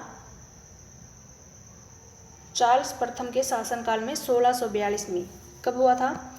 1642 में। इंग्लैंड का गृहयुद्ध 7 वर्ष तक चला था। कितने वर्ष तक चला था? 7 साल तक चला था। गृहयुद्ध के समय राजा के समर्थक कैवेलियर कहलाते थे। क्या कहलाते थे? कैवेलियर। संसद के सदस्य राउंड हेड्स कहलाते थे। Round heads.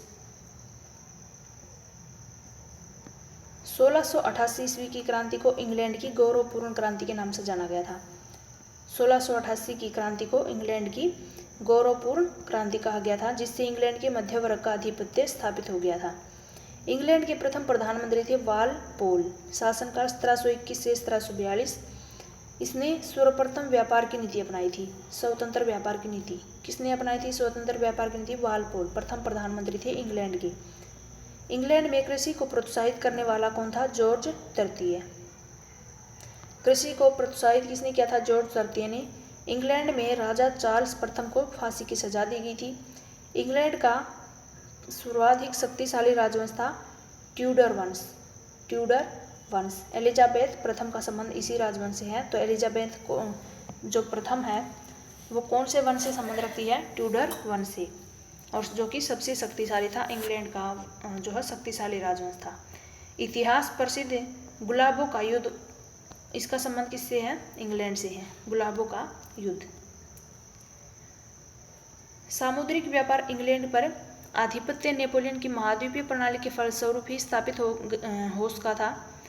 इंग्लैंड के राजा जॉन द्वारा 15 जून 1215 ईस्वी को रनीमीड नामक स्थान के ऊपर व्यक्तिगत स्वतंत्रता तथा राजनीतिक आज़ादी के अधिकार पत्र पर हस्ताक्षर किया गया, जिसको मैग्ना कार्टा की संज्ञा दी गई थी। तो मैग्ना कार्टा से संबंधित है इंग्लैंड के राजा जॉन के द्वारा 15 जून 1215 ईस्वी को रनीमीड नामक स्थान के ऊपर व्यक्तिगत स्वतंत्रता तथा राजनीतिक आज़ादी के लिए अधिकार पत्र के ऊपर हस्ताक्षर किया गया था, जिसको क्या बोला गया था? Magna carta.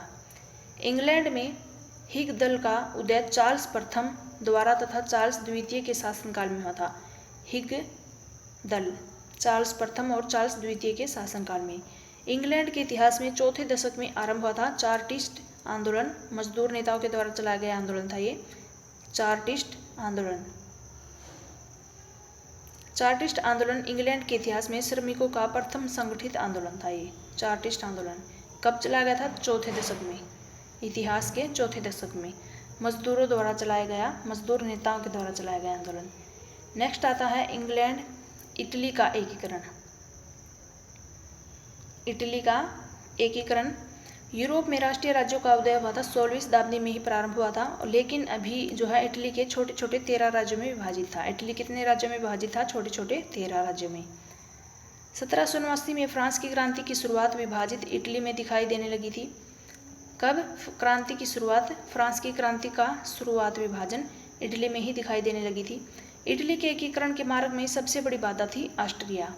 इटली के एकीकरण का प्रथम स्वप्नदर्शी दार्शनिक मैकियावेली था, जिसे अपनी पुस्तक प्रिंस में नवीन इटली के निर्माण को प्रतिपादित किया था। कौन था? मैकियावेली। इनकी पुस्तक थी प्रिंस। इटली के एकीकरण में महत्वपूर्ण भूमिका गिबर्टी का, कार्बोनरी और जोसेफ मैजिनी का यंग इटली ने निभाई थी। किसने निभाई थी? कार्बोनरी एवं जोसेफ मैजिनी। इटली के एकीकरण का पैगंबर जोसेफ मैजिनी को कहा गया था। पैगंबर किसको कहा गया? जोसेफ मैजिनी को। और इटली के एकीकरण में सार्डिनिया पिडमोंट राज्य ने अगुवाई की थी। किसने की थी? सार्डिनिया पिडमोंट ने। जोसेफ मैजिनी ने फ्रांस में 1831 ईस्वी में यंग इटली समिति का गठन किया था। मैजिनी का आदर्श वाक्य क्रांति लानी हो तो क्रांति का नेतृत्व नवयुवकों के हाथों में दो। आदर्श वाक्य क्या था मैजिनी का? कि क्रांति लानी है तो क्रांति का नेतृत्व किसको करने दो? नवयुवकों को। मैजिनी निनास्तक पद्धति में विश्वास न करके शिक्षा के माध्यम से लोगों में देशभक्ति की भावना भरना था। मैजिनी की जो विश्वास था कि शिक्षा के माध्यम से लोगों को जागरूक करना, देशभक्ति उनके अंदर डालना। इटली के एकीकरण के लिए प्रथम विद्रोह हुआ था नेपल्स। कहाँ पर हुआ था? नेपल्स में। 1848 ईस्वी में फ्रांस की क्रांति का प्रभाव इटली के आंदोलन पर पड़ा था, जिसके कारण वह राष्ट्रीय आंदोलन जो है प्रारंभ हो गया था। फ्रांस की क्रांति का प्रभाव कहाँ पड़ा था? इटली के आंदोलन पर, जिसके कारण वहाँ पर राष्ट्रीय आंदोलन स्टार्ट हो गया था 1848 में। जनवरी 1849 ईस्वी में मैजिनी के नेतृत्व में रोम में गणतंत्र की स्थापना हुई थी। कब हुई थी? रोम में 1849 में। सार्डिनिया के शासक थे विक्टर इमैनुअल द्वितीय। उसको वहाँ की जनता ईमानदार राजा कहा करती थी। विक्टर इमैनुअल द्वितीय ने काउंट काउर को अपना प्रधानमंत्री बनाया। किसको बनाया था? काउंट काउर को। इस रिसाजिमेंट नामक समाचार पत्र का प्रकाशन 1847 में काउर के द्वारा किया गया था और इटली के एकीकरण से संबंधित था। ये कौन सा समाचार पत्र था? रिसार्जिमेंट।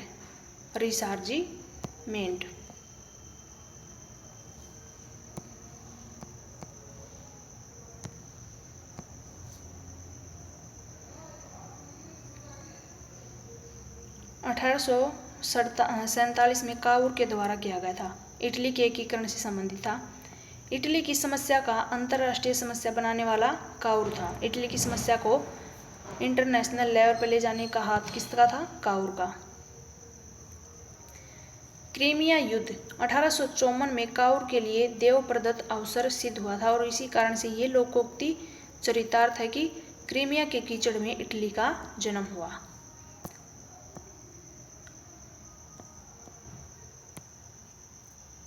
काउर के लिए देवप्रद अवसर सिद्ध हुआ था और इसी कारण से एक लोकोक्ति प्रसिद्ध हुई थी कि क्रीमिया के कीचड़ में ही इटली का जन्म हुआ था काउर की वजह से। गैरिबोल्डी ने सिसिली की रक्षा करने के लिए 1000 स्वयंसेवकों का गठन किया था और लाल कुर्ती के नाम से जाने जाते थे। 1000 स्वयंसेवक थे, इनकी जो है गठन किया था। किसने किया था? सिसिली की रक्षा के लिए गैरिबोल्डी ने। लाल कुर्ती नामक सेना किसने तैयार की थी? गैरिबोल्डी ने। 1860 ईस्वी में गैरिबोल्डी ने सिसिली के ऊपर अधिकार करके स्वयं को वहां का नायक घोषित कर दिया था और फिर इटली की एकता का जन्मदाता नेपोलियन था। इटली की एकता का जन्मदाता कौन था? नेपोलियन को माना गया। गैरिबोल्डी को इटली के एकीकरण का तलवार कहा गया था। एकीकरण का तलवार गैरिबोल्डी को। गैरिबोल्डी ने 19 अगस्त 1860 ईस्वी को नेपल्स पर आक्रमण करके इसके ऊपर अधिकार कर लिया था। नेपल्स पे आक्रमण करके इसके ऊपर अधिकार कर लिया और फिर काबूर की मृत्यु हुई थी 6 जून 1816 को। रोम के ऊपर इटली का अधिकार 20 सितंबर 1870 को हुआ था। रोम पर कब अधिकार किया था इटली ने? 20 सितंबर 1870 में। इटली के शासक थे विक्टर इमैनुअल द्वितीय ने रोम को इटली की राजधानी बनाया था। इटली की राजधानी किसको बनाया फिर? रोम को बनाया था। रोम को जीत करके किसने? इमैनुअल द्वितीय ने। इटली के एकीकरण में मैजनी का नैतिक बल, गैरिबोल्डी की तलवार और काउर की कूटनीति व विक्टर इमैनुअल की समझदारी महत्वपूर्ण थी। तो काफी जो है इनका योगदान था एकीकरण में। इटली के एकीकरण में किसका योगदान था? मैजनी का नैतिक बल था, गैरिबोल्डी की तलवार, काउर की कूटनीति और विक्टर इमैनुअल की समझदारी महत्वपूर्ण थी। नेक्स्ट देखिए जर्मनी के एकीकरण के बारे में। इटली के एकीकरण के समान ही जर्मनी का एकीकरण भी था।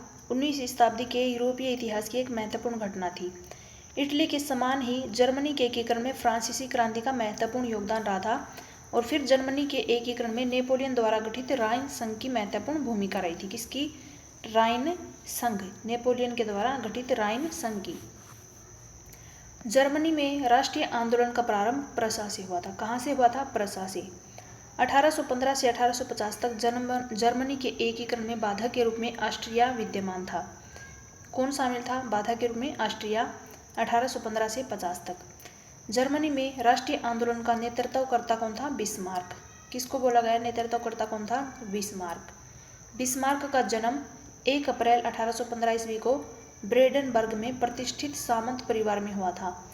बिस्मार्क जर्मनी के एकीकरण यानी कि प्रसा के नेतृत्व में चाहता था। जर्मनी का एकीकरण करना प्रसा के नेतृत्व में।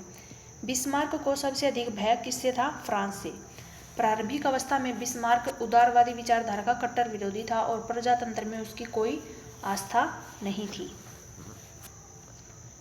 जर्मनी में आर्थिक राष्ट्रवाद का जनक था फ्रेडरिक लिस्ट, उनको माना गया था और उन्हें जर्मनी में रेल मार्ग का भी जनक माना गया था। जर्मनी में इनको रेल मार्ग का जनक भी माना गया था। किसको? फ्रेडरिक लिस्ट को राष्ट्रवाद का जनक और फ्रेडरिक रेल मार्ग का जनक फ्रेडरिक लिस्ट। जर्मनी को एक संघ बनाने के उद्देश्य से 1848 में फ्रैंकफर्ट में एक अधिवेशन आयोजित किया गया था। फ्रैंकफर्ट में एक अधिवेशन आयोजित किया गया 1848 में संघ बनाने के लिए। जर्मनी में राष्ट्रीयता का संदेशवाहक नेपोलियन बोनापार्ट को माना गया है। किसको माना गया? नेपोलियन बोनापार्ट को संदेशवाहक के रूप में जर्मनी में। 1861 में विलियम प्रथम प्रसा का शासक बना था। कौन बना था? विलियम प्रथम, और वह एक महत्वाकांक्षी शासक था। विलियम प्रथम ने 1862 में ही बिस्मार्क को प्रसा का चांसलर नियुक्त किया गया था। किसको नियुक्त किया था? बिस्मार्क को।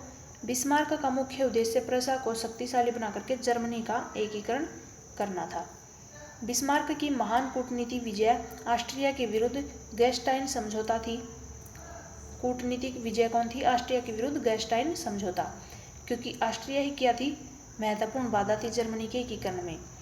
फ्रांस और जर्मनी के मध्य में सेडान का युद्ध 1870 में हुआ था और इस युद्ध में फ्रांस के सम्राट नेपोलियन तृतीय को आत्मसमर्पण करना पड़ा था।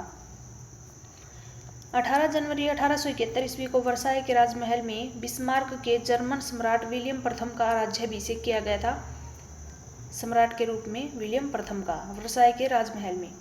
26 मई 1871 ईस्वी को जर्मनी और फ्रांस के मध्य फ्रैंकफर्ट की संधि संपन्न हुई थी और फिर जर्मनी का एकीकरण रक्त व लौह के द्वारा नीति के द्वारा हुआ था। कौन सी संधि हुई थी? फ्रैंकफर्ट की संधि संपन्न हुई थी 1871 में और फिर जर्मनी का एकीकरण रक्त व लौह के द्वारा किया गया था। नेक्स्ट हम पढ़ेंगे चीनी क्रांति के बारे में। चीनी क्रांति डॉक्टर sun यat-sen के नेतृत्व में 1911 ईस्वी में चीन में राज्य क्रांति संपन्न हुई थी। कब हुई थी? 1911 में।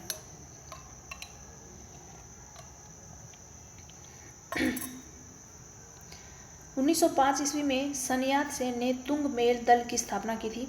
किसकी स्थापना की थी? 1905 में sun yat-sen ने तुंग मेन दल की, जिसका उद्देश्य चीन में मंचू वंश की स्थापना करना था। उद्देश्य क्या था? मंचू वंश की स्थापना करना। डॉक्टर sun yat-sen ने नेतृत्व में 1911 में ही चीन में राज्य क्रांति संपन्न हुई थी। फिर उन्होंने तुंग मेन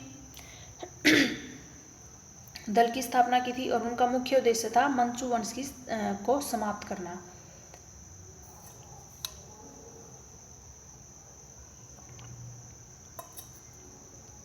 sun yat-sen ने चीन के पुनर्निर्माण के लिए 3 सिद्धांतों, पहला था राष्ट्रीयता, दूसरा जनतंत्र और तीसरा समाजवाद को अपनाया था।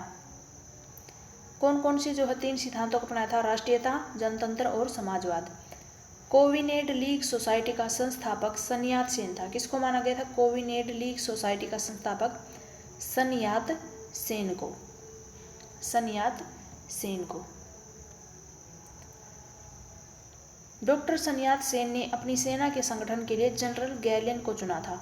sun yat-sen के द्वारा 1912 ईस्वी में कुओमिंतांग पार्टी की स्थापना की गई थी। कुओमिंतांग पार्टी की स्थापना 1912 में। sun yat-sen की मृत्यु 12 मार्च 1925 को हुई थी और sun yat-sen की मृत्यु के पश्चात कुओमिंतांग पार्टी का नेतृत्व चियांग काई शेक ने संभाला था। किसने संभाला था? चियांग काई शेक ने। कुओमिंतांग दल यानी कि एक पार्टी थी, उससे साम्यवादियों को चियांग काई शेक ने बाहर निकाल दिया था।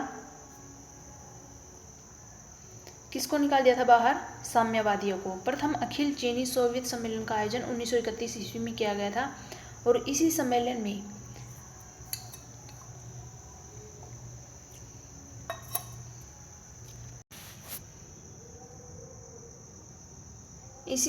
में क्या हुआ था? माओ त्से तुंग की अध्यक्षता में एक केंद्रीय समिति का गठन किया गया था। माओ त्से तुंग की अध्यक्षता में केंद्रीय समिति का गठन हुआ था 1931 में। चीनी सोवियत सम्मेलन। चियांग काई शेक की ननकिंग सरकार कम्युनिस्ट विरोधी थी और चियांग काई शेक ने नीली कुर्ती नाम से एक आतंकवादी संगठन का गठन किया था। नीली कुर्ती नाम की आतंकवादी संगठन था चियांग काई शेक का। चीन पर जापान का आक्रमण 1931 में हुआ था। द्वितीय विश्व युद्ध के समय चीन में 3 प्रकार की सरकारें थी।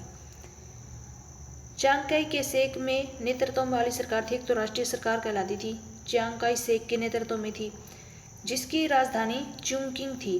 द्वितीय थी साम्यवादियों के नेतृत्व वाली सरकार, उत्तर पश्चिमी चीन में स्थित थी, जिसकी राजधानी मेयान थी। तीसरी स्वतंत्र सरकार मंचूरिया राज्य में स्थापित की, जिसकी राजधानी थी नानकिंग में। आधुनिक साम्यवादी चीन के निर्माता माओ त्से तुंग ने माओ का जन्म सन 1993 ईस्वी में हुनान प्रांत में हुआ था और वर्ष 1920 में ही माओ ने स्वयं को मार्क्सवादी घोषित कर दिया था। 1920 में इन्होंने स्वयं को मार्क्सवादी घोषित किया था। चीन के हुनान प्रांत में 1927 ईस्वी में माओ ने कृषक आंदोलन का प्रारंभ किया था। हुनान प्रांत में 1927 में माओ ने कृषक आंदोलन की स्टार्टिंग की थी, शुरुआत। चीन में गृह युद्ध का प्रारंभ हुआ था 1928 ईस्वी में। कब हुआ था? 1928 में। माओ के नेतृत्व वाली सेना लाल सेना के नाम से जानी गई थी। चीन में जो लाल सेना थी वो किसका नेतृत्व करती थी? माओ का, माओ त्से तुंग। माओ के नेतृत्व में 1 अक्टूबर 1949 ईस्वी को चीन में जनवादी गणतंत्र की स्थापना हुई थी और चीन के जनवादी गणतंत्र की राजधानी थी हुनान। राजधानी क्या थी? हुनान, क्योंकि हुनान में उनका जन्म हुआ था, माओ त्से तुंग का। चाउ एन लाई चीनी जनवादी गणतंत्र का प्रथम प्रधानमंत्री था। तो प्रथम प्रधानमंत्री चीनी जनवादी गणतंत्र का कौन था? चाउ एन लाई।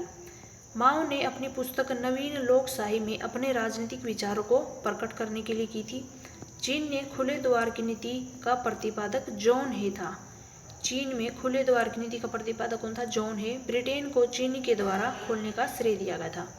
ब्रिटेन को चीन के द्वारा खोलने का श्रेय दिया गया। जर्मनी के एकीकरण के समय जो नायक थे उनके बारे में बताया है। एक तो था चांसलर हेलमेट कोल का लुडविग्साफे, पश्चिमी जर्मनी में था। 16 जून 2017 को 27 वर्ष की आयु में इनका निधन हुआ था। जर्मनी एकीकरण के सूत्रधार। 3 अप्रैल 1930 को जन्मे हेलमट जोसेफ माइकल कोल वर्ष 1982 से 1998 तक जर्मनी के चांसलर रहे थे और 1982 से 90 तक ये पश्चिमी जर्मनी और वर्ष 1990 में जर्मनी का एकीकरण होने के पश्चात 1998 तक एकीकृत जर्मनी के चांसलर रहे थे। हेलमेट कोल का चांसलर के रूप में 16 वर्षीय कार्यकाल ओटो वोन बिस्मार्क 1871 से 90 तक जर्मनी के जो चांसलर रहे थे, कौन? बिस्मार्क। उनके पश्चात किसी जर्मन चांसलर का सबसे लंबा कार्यकाल था। जर्मनी के वर्तमान चांसलर एंजेला मार्केल के गुरु रहे हेलमेट कोल ने यूरो मुद्रा की शुरुआत की थी। तो यूरो मुद्रा की शुरुआत किसने की थी? हेलमेट कोल ने। कोल का फ्रांस के तत्कालीन राष्ट्रपति फ्रैंक को इस मित्रों के साथ मास्ट्रिक्ट संधि के द्वारा यूरोपियन संघ EU, यूरोपियन संघ की नींव रखने के लिए यूरोपियन संघ का वास्तुकार भी कहा गया था इसको। हेलमेट कोल को पूर्व अमेरिकी राष्ट्रपति जैसे कि जॉर्ज बुश व बिल क्लिंटन द्वारा 20वीं शताब्दी के उत्तरार्ध का सबसे महान यूरोपीय नेता की संधि दी गई थी। वर्ष 1998 में Helmut Kohl European heads of states द्वारा यूरोप के मानद नागरिक नामित होने वाले दूसरे व्यक्ति थे और भारत सरकार द्वारा 1990 में जवाहरलाल नेहरू पुरस्कार से सम्मानित भी किया गया था।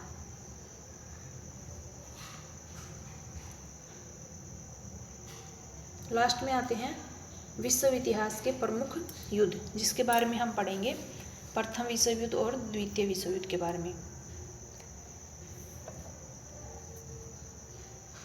ये युद्ध खुद ही देख लेना आप, सारे इम्पोर्टेंट है। ये मत सोचना कि मैंने करवाया नहीं है तो आप इनको स्किप कर दोगे कि ये करवाया नहीं है। जो मैं PDF डालूंगी उसमें आप कर लेना।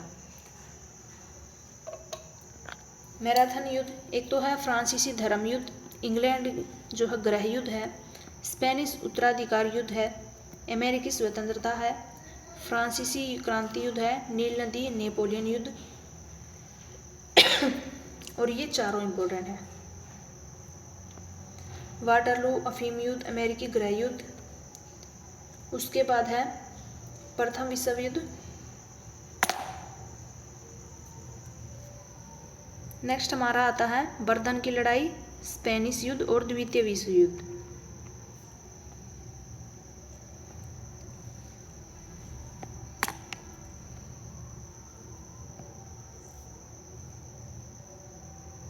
बस इतने ज़्यादा इम्पोर्टेंट है, एक्स्ट्रा अगर पढ़ो तो पूरे पढ़ देना। वैसे तो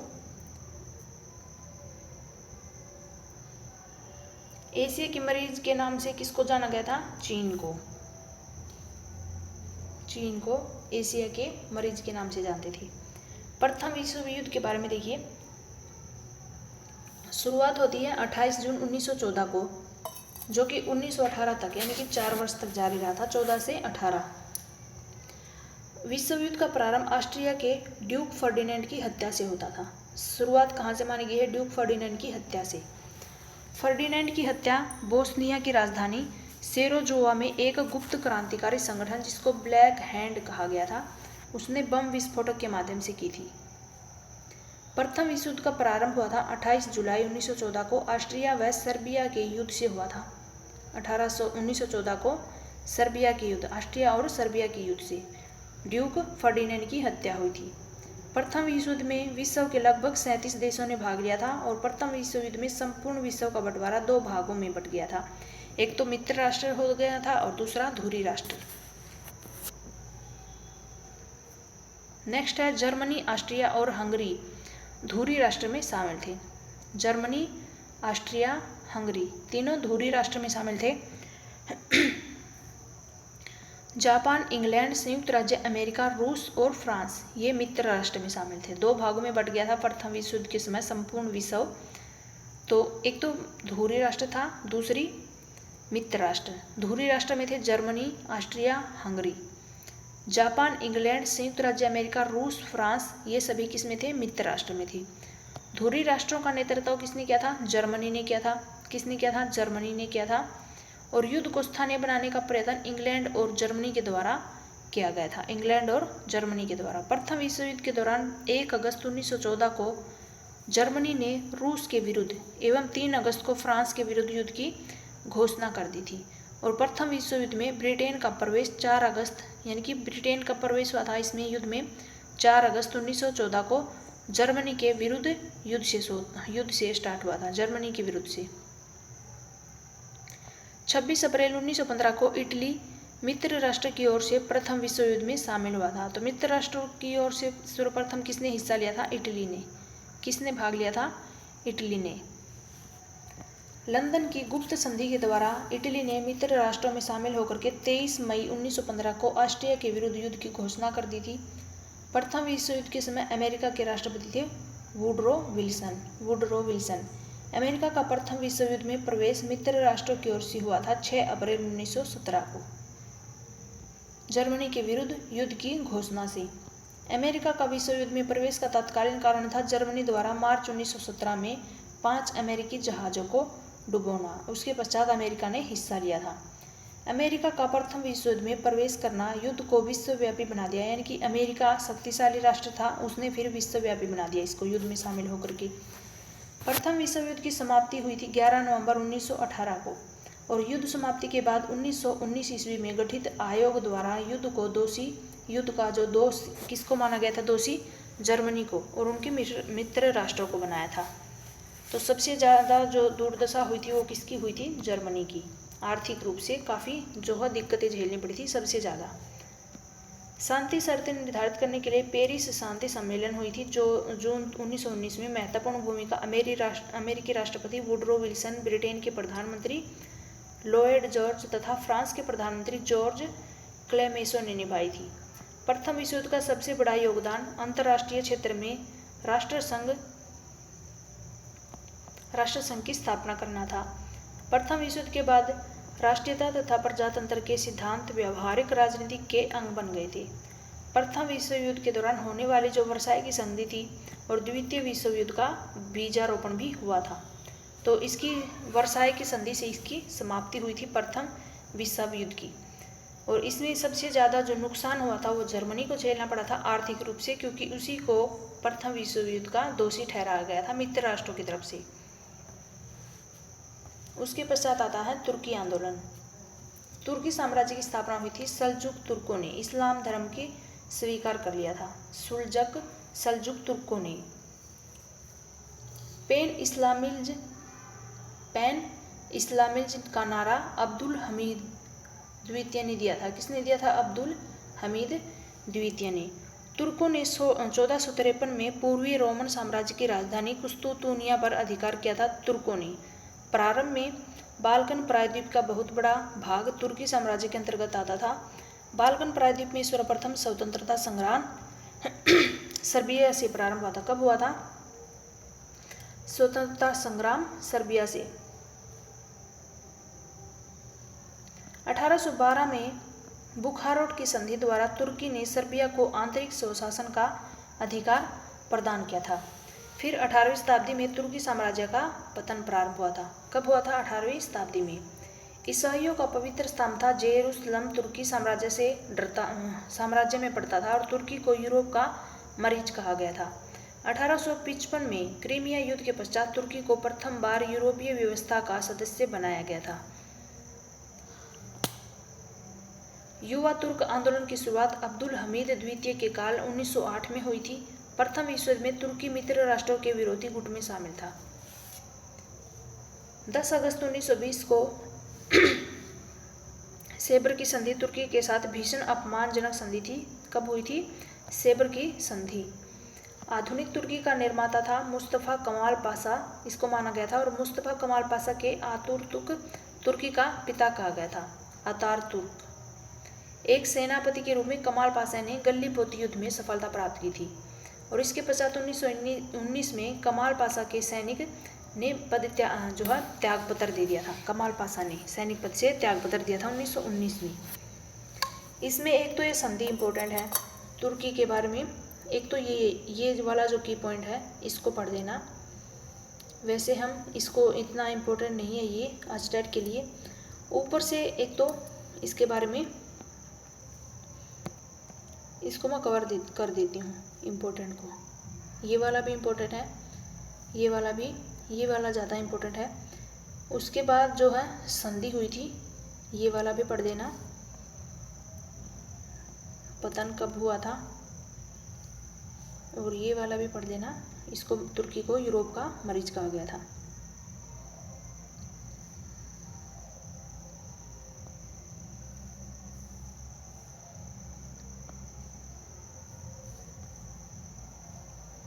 एक ये पढ़ लेना यहाँ से इन चीज़ों को आप छोड़ देना बेशक से।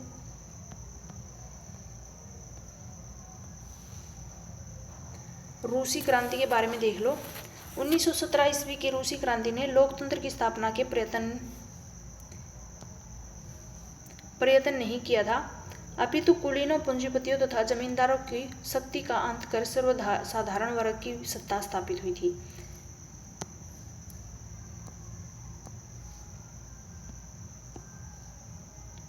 विश्व में समाजवाद की विचारधारा को प्रथम बार मूर्त रूप देने वाले रूस की ही क्रांति थी। समाजवाद की विचारधारा को, समाजवाद शब्द का सर्वप्रथम उपयोग किसने किया था? वेल्स निवासी रॉबर्ट ओवेन ने किया था। वैज्ञानिक समाजवाद का संस्थापक जर्मनवासी कार्ल मार्क्स था, और रूस के शासन को जार कहा गया था। जार। रूस का अंतिम शासक था जार निकोलस। तो सिर्फ इतना कर लेना एक बार।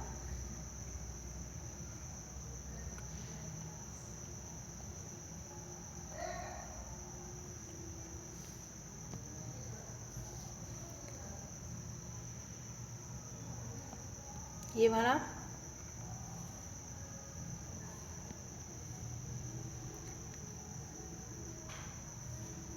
उसके बाद है रूस के शासक को जार कहा गया था, और अंतिम शासक था जार निकोलस द्वितीय।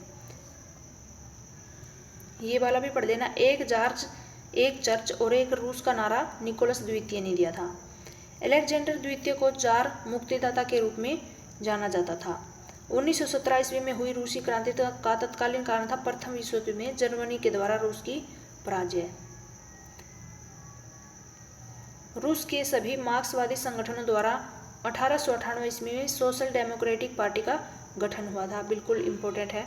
1917 की बोल्शेविक क्रांति का नेता कौन था? लेनिन। मेंशेविक दल का नेता था मार्तोव था, और रूस की संसद ड्यूमा कहलाती थी। 1917 ईस्वी के बोल्शेविक क्रांति का कारण जार की निरंकुशता थी। लेनिन ने रूसी क्रांति के समक्ष रोटी, जमीन और शांति का कार्यक्रम उपस्थित किया था। रूस की संसद क्या कहलाती थी? ड्यूमा कहलाती थी। उसके पश्चात है बोल्शेविक ने अपने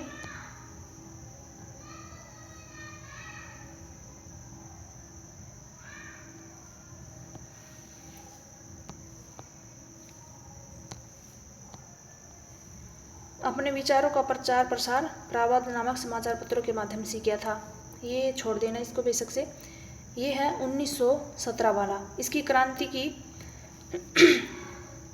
1917 की जो क्रांति हुई थी उसकी सफलता के बाद सोवियत मंत्रिमंडल का निर्वाचन लेनिन की अध्यक्षता में हुआ था। लेनिन की मृत्यु 1924 में हुई थी।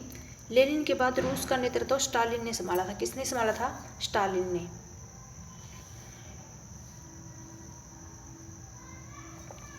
और इसके पश्चात आधुनिक रूस का निर्माता स्टालिन को माना गया। मैक्सिम गोर्की के मदर की रचना की थी। रूस में पंचवर्षीय योजना का जन्मदाता स्टालिन था। विश्व आर्थिक सम्मेलन का आयोजन 1922 में जेनेवा में किया गया था। विश्व आर्थिक सम्मेलन का आयोजन 1922 में जेनेवा में हुआ था। पंचवर्षीय योजना का जन्मदाता कौन था? स्टालिन, रूस में। सोवियत रूस संयुक्त राष्ट्र संघ का सदस्य 1934 में बना था। प्रथम विश्व युद्ध के दौरान लेनिन का प्रसिद्ध नारा युद्ध का अंत करो था। क्या नारा था प्रथम विश्व युद्ध के दौरान लेनिन का प्रसिद्ध नारा? युद्ध का अंत करो। ट्रॉट्स्की स्थायी क्रांति का सिद्धांत का प्रवर्तक था। ट्रॉट्स्की स्थायी क्रांति के सिद्धांत का प्रवर्तक था। तो ये ज़्यादातर इम्पोर्टेंट है। यहाँ बीच में से कुछ चीज़ें जो हम नहीं छोड़ सकते, वैसे तो पूरा ही कर लेना, इसको पूरा करवा ही दिया है मैंने, कर क्या लेना इसको। इटली में फास्टिस्टवाद का उदय।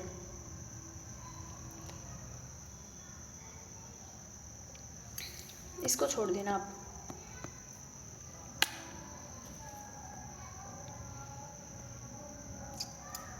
जर्मनी में नाजीवाद का उदय,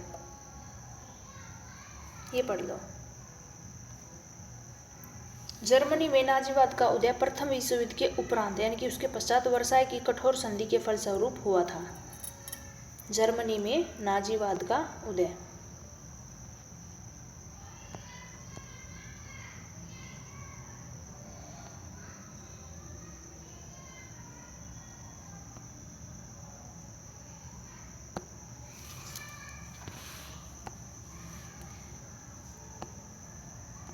कब हुआ था? वर्साय की जो कठोर संधि हुई थी उसके फलस्वरूप। जर्मनी में नाजीवाद के संस्थापक एडोल्फ हिटलर था। हिटलर का जन्म 20 अप्रैल 1889 ईस्वी को ऑस्ट्रिया के शहर बार्नो में हुआ था। हिटलर की स्टोरी स्टार्ट हो गई है जर्मनी से। जर्मनी सम्राट था केजर विलियम द्वितीय ने 10 नवंबर 1918 ईस्वी को अपने पद से त्यागपत्र दिया था। प्रारंभ में हिटलर जर्मनी वर्कर्स पार्टी का सदस्य हुआ करता था। फिर 1920 में हिटलर ने जर्मन वर्कर्स पार्टी का नाम बदल करके नेशनल सोशलिस्ट पार्टी यानी कि नाजी कर दिया था। नेशनल सोशलिस्ट पार्टी का प्रतीक चिन्ह क्या था? स्वास्तिक। हिटलर की निजी सेना भूरी कमीज वाले कहलाते थे। क्या कहलाते थे उनको? भूरी कमीज। हिटलर की आत्मकथा का नाम था मीन कैम्प। मेन कैम्प मेरा संघर्ष था, जिसको जेल में किया था। मीन कैम्प मेरा संघर्ष था, जो जेल में किया था। हिटलर की आत्मकथा का नाम था ये। वर्ष 1923 में तख्ता पलटने के प्रयास में हिटलर को 5 वर्ष की सजा हुई थी। 1923 में नाजी दल का प्रचार कार्य गोएबल्स संभालता था। कौन संभालता था? गोएबल्स। जर्मन सुरक्षा परिषद की स्थापना हुई थी 4 अप्रैल 1933 ईस्वी में हुई थी। 1933 ईस्वी में हिटलर के प्रधानमंत्री बनने के समय में जर्मनी का राष्ट्रपति बना था। 1933 ईस्वी में हिटलर के प्रधानमंत्री बनने के समय जर्मनी का राष्ट्रपति बना था हिटलर ने 16 मार्च 1935 ईस्वी में जर्मनी ने पुनः सशस्त्रीकरण की घोषणा की थी। पुनः सशस्त्रीकरण। हिटलर ने नाजी क्रांति के द्वारा तृतीय रीख इसकी स्थापना की थी। नाजी क्रांति के द्वारा सत्तारूढ़ होते ही हिटलर ने एक दल, एक नेता और एक शासन की व्यवस्था स्थापित कर दी। सत्तारूढ़ यानी कि उसके हाथों में सत्ता आते ही उन्होंने एक दल, एक नेता और एक शासन की व्यवस्था स्थापित कर दी। फिर संकुचित प्रजातीय विचार के कारण हिटलर ने यहूदी विरोधी नीति अपनाई। जर्मनी ने पोलैंड पर आक्रमण करके 1 सितंबर 1939 को द्वितीय विश्व युद्ध प्रारंभ किया था। तो द्वितीय विश्व युद्ध स्टार्ट हुआ था 1 सितंबर 1939 को। पोलैंड पर आक्रमण किया था जर्मनी ने, उस वजह से। द्वितीय विश्व युद्ध में जर्मनी मित्र राष्ट्रों के विरुद्ध लड़ रहा था। जर्मनी किसके विरुद्ध लड़ा था? मित्र राष्ट्रों के विरुद्ध लड़ा था। द्वितीय विश्व युद्ध की समाप्ति के पश्चात जर्मन में नाजीवाद का पतन हो गया था और 4 मई 1945 ईस्वी को जर्मनी के पतन के बाद हिटलर ने अपनी पत्नी इवा ब्रांड सहित आत्महत्या कर ली थी। क्या की थी? हिटलर ने अपनी वाइफ समेत सुसाइड कर ली थी 4 मई 1945 को। द्वितीय विश्व युद्ध के बाद क्या हुआ था? नाजीवाद का पतन हुआ था। नेक्स्ट हम पढ़ेंगे द्वितीय विश्व युद्ध। द्वितीय विश्व युद्ध का बीजारोपण प्रथम विश्व युद्ध के समय होने वाली जो वर्साई की संधि थी वहीं से हो गया था। फिर द्वितीय विश्व युद्ध का आरंभ 1 सितंबर 1939 को हुआ था, जो कि पोलैंड के ऊपर आक्रमण किया था ना जर्मनी से, वहीं से। द्वितीय विश्व युद्ध की शुरुआत जर्मनी द्वारा पोलैंड पर किया गया आक्रमण। द्वितीय विश्व युद्ध के समय पर दो राष्ट्र थे, असंतुष्ट राष्ट्र और मित्र राष्ट्र। दो जो है राष्ट्रों में विभाजित थे। असंतुष्ट राष्ट्र में थे जर्मनी, इटली और जापान। मित्र राष्ट्रों में शामिल थे इंग्लैंड, फ्रांस, सोवियत, रूस और अमेरिका। असंतुष्ट राष्ट्र का नेतृत्व जहां पर जर्मनी कर रहा था, वहीं पर मित्र राष्ट्र का नेतृत्व फ्रांस कर रहा था। वर्साई की संधि को आरोपित संधि के नाम से भी जानते हैं। वर्साई की संधि को आरोपित संधि। जर्मनी ने वर्साई की संधि का उल्लंघन 1935 ईस्वी में किया था। वर्साई की संधि का उल्लंघन कब किया था जर्मनी ने? 1935 में। द्वितीय विश्व युद्ध के समय जर्मनी का नेतृत्व हिटलर के द्वारा किया गया था और द्वितीय विश्व युद्ध के समय ब्रिटेन का प्रधानमंत्री चर्चिल था। कौन था? चर्चिल। जर्मनी द्वारा पोलैंड पर आक्रमण के पश्चात ब्रिटेन और फ्रांस ने 3 सितंबर 1939 को जर्मनी पर आक्रमण कर दिया था। कब किया था? 3 सितंबर 1939 को। द्वितीय विश्व युद्ध के समय पर जर्मन जनरल रोमेन का नाम डेटर्ट फोक्स रखा गया था। डेटर्स फोक्स। और 10 जून 1940 को मुसोलिनी के नेतृत्व में इटली ने फ्रांस पर आक्रमण कर दिया। अंततः फ्रांस को आत्मसमर्पण करना पड़ा। अंत में फ्रांस को क्या करना पड़ा था? आत्मसमर्पण किया। इटली ने फ्रांस पर आक्रमण किया, फिर फ्रांस ने आत्मसमर्पण किया था। रूस तथा जर्मनी के 1939 ईस्वी के अनाक्रमण समझौता के बावजूद भी 22 जून 1941 को जर्मनी ने रूस के ऊपर आक्रमण कर दिया। फिर जर्मनी द्वारा सोवियत संघ पर आक्रमण करने की योजना को ऑपरेशन बारबोसा कहा गया। जर्मनी ने सोवियत संघ के ऊपर जो आक्रमण करने की योजना थी उसको क्या किया गया? Operation Barbosa. अमेरिका का द्वितीय विश्व युद्ध में प्रवेश होने का कारण था जापान द्वारा उसके द्वीप समूहों पर्ल हार्बर पर 7 दिसंबर 1941 को किया गया आक्रमण। जो पहले विश्व युद्ध की वजह से अमेरिका क्या कर रहा था? द्वितीय विश्व युद्ध में शामिल होना नहीं चाहता था, लेकिन जापान था, उसने उकसाने के लिए क्या किया था? अमेरिका का जो द्वीप समूह था पर्ल हार्बर, उसके ऊपर 1941 में उन्होंने हमला किया था जापान ने। उसके पश्चात अमेरिका ने द्वितीय विश्व युद्ध में हिस्सा लिया था। पर्ल हार्बर का आक्रमण अमेरिका के ऊपर सबसे बड़ा आक्रमण था, जिसमें 2343 सैनिक मारे गए थे। द्वितीय विश्व युद्ध के दौरान जर्मनी को हराने का श्रेय किसको दिया गया था? रूस को। स्टालिन के नेतृत्व में रूसी सैनिकों ने फरवरी 1943 में जर्मनी को पूर्णतः पराजित कर लिया था। किसके नेतृत्व में? स्टालिन के नेतृत्व में। द्वितीय विश्व युद्ध के दौरान अमेरिका तथा जापान के 2 शहरों हिरोशिमा और नागासाकी के ऊपर अणु बम गिराया था। किसने? अमेरिका ने। क्यों गिराया था? क्योंकि इन्होंने इनके द्वीप यानी कि पर्ल हार्बर पे आक्रमण किया था, इसी वजह से। 6 अगस्त 1945 को हिरोशिमा पर गिराए गए अणु बम का नाम लिटिल बॉय, जो कि 15 किलो टन था। फिर अमेरिका द्वारा 9 अगस्त 1945 ईस्वी को जापान के नागासाकी पर गिराया गया और जिसका नाम था फैट मैन। हिरोशिमा पर गिराया गया था, उसका नाम क्या था? Little boy. और जो नागासाकी पर गिराया गया था उसका नाम था फैट मैन। पहला था 15 किलो टन और दूसरा था 20 किलो टन। 2 सितंबर 1945 ईस्वी को जापान के आत्मसमर्पण कर दिया था और उसके पश्चात द्वितीय विश्व युद्ध समाप्त हो गया था। द्वितीय विश्व युद्ध की समाप्ति की घोषणा 6 वर्ष के बाद 14 अगस्त 1945 को की गई थी और द्वितीय विश्व युद्ध की समाप्ति के पश्चात परमाणु युग का सूत्रपात हुआ था। द्वितीय विश्व युद्ध का अंतर्राष्ट्रीय क्षेत्र में सबसे बड़ा योगदान संयुक्त राष्ट्र संघ की स्थापना हुई थी। कब हुई थी? अंतर्राष्ट्रीय क्षेत्र पे संयुक्त राष्ट्र संघ की स्थापना। नेक्स्ट है सोवियत संघ का विभाजन।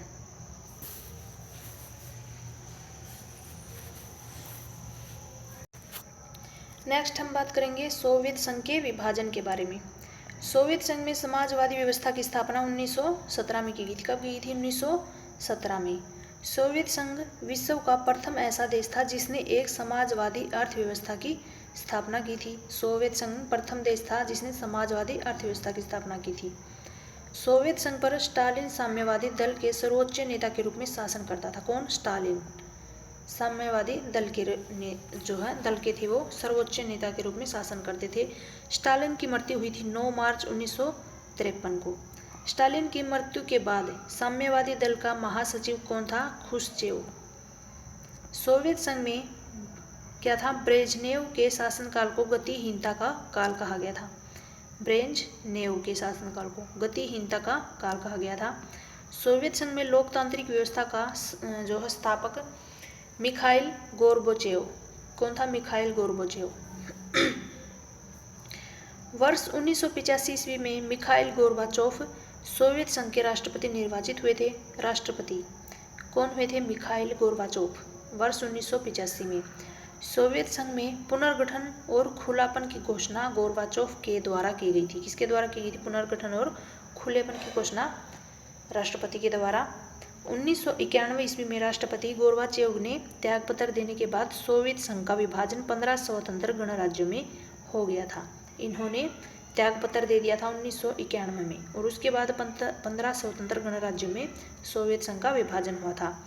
सोवियत संघ का विभाजन विश्व की प्रथम ऐसी घटना थी जिसका विभाजन बिना किसी युद्ध के हुआ था। बिना किसी युद्ध के सोवियत संघ 15 जो गणराज्यों में बटा था वो थे स्वतंत्र देश, 15 स्वतंत्र देश, जैसे कि पहला इस्टोनिया, दूसरा लाटविया, तीसरा लिथुआनिया, चौथा कजाकिस्तान, पांचवा किर्गिस्तान, छठा था तजाकिस्तान, 7वें नंबर पे था तुर्कमेनिस्तान, 8वें नंबर पे था उज्बेकिस्तान, फिर बेलारूस, 10वें नंबर पे था मालडोवा, 11वें नंबर पे था यूक्रेन, 12वें पे था रूस, 13वें नंबर पे आर्मीनिया और 14वां नंबर था अजरबैजान और 5वां जॉर्जिया। ये 15 जो है स्वतंत्र देश थे। उसके पश्चात हम पढ़ेंगे महत्वपूर्ण विश्व इतिहास की प्रमुख जो है तिथि। अब तक विश्व इतिहास जो जितना भी वर्ल्ड हिस्ट्री हमने पढ़ी है उसमें जो महत्वपूर्ण तिथियां हैं, हर तिथि जो है इसमें नंबर वाइज दी गई है। 6000, 5000, 4000, 3000 ईसा पूर्व की है ये। BC ईसा पूर्व, ईसा मसीह के जन्म से पूर्व, BC बिफोर क्राइस्ट इसको मानते हैं। फिर आफ्टर क्राइस्ट आ जाएगा, AC आ जाएगा और फिर AD यानी कि ईसा मसीह के जन्म के समय।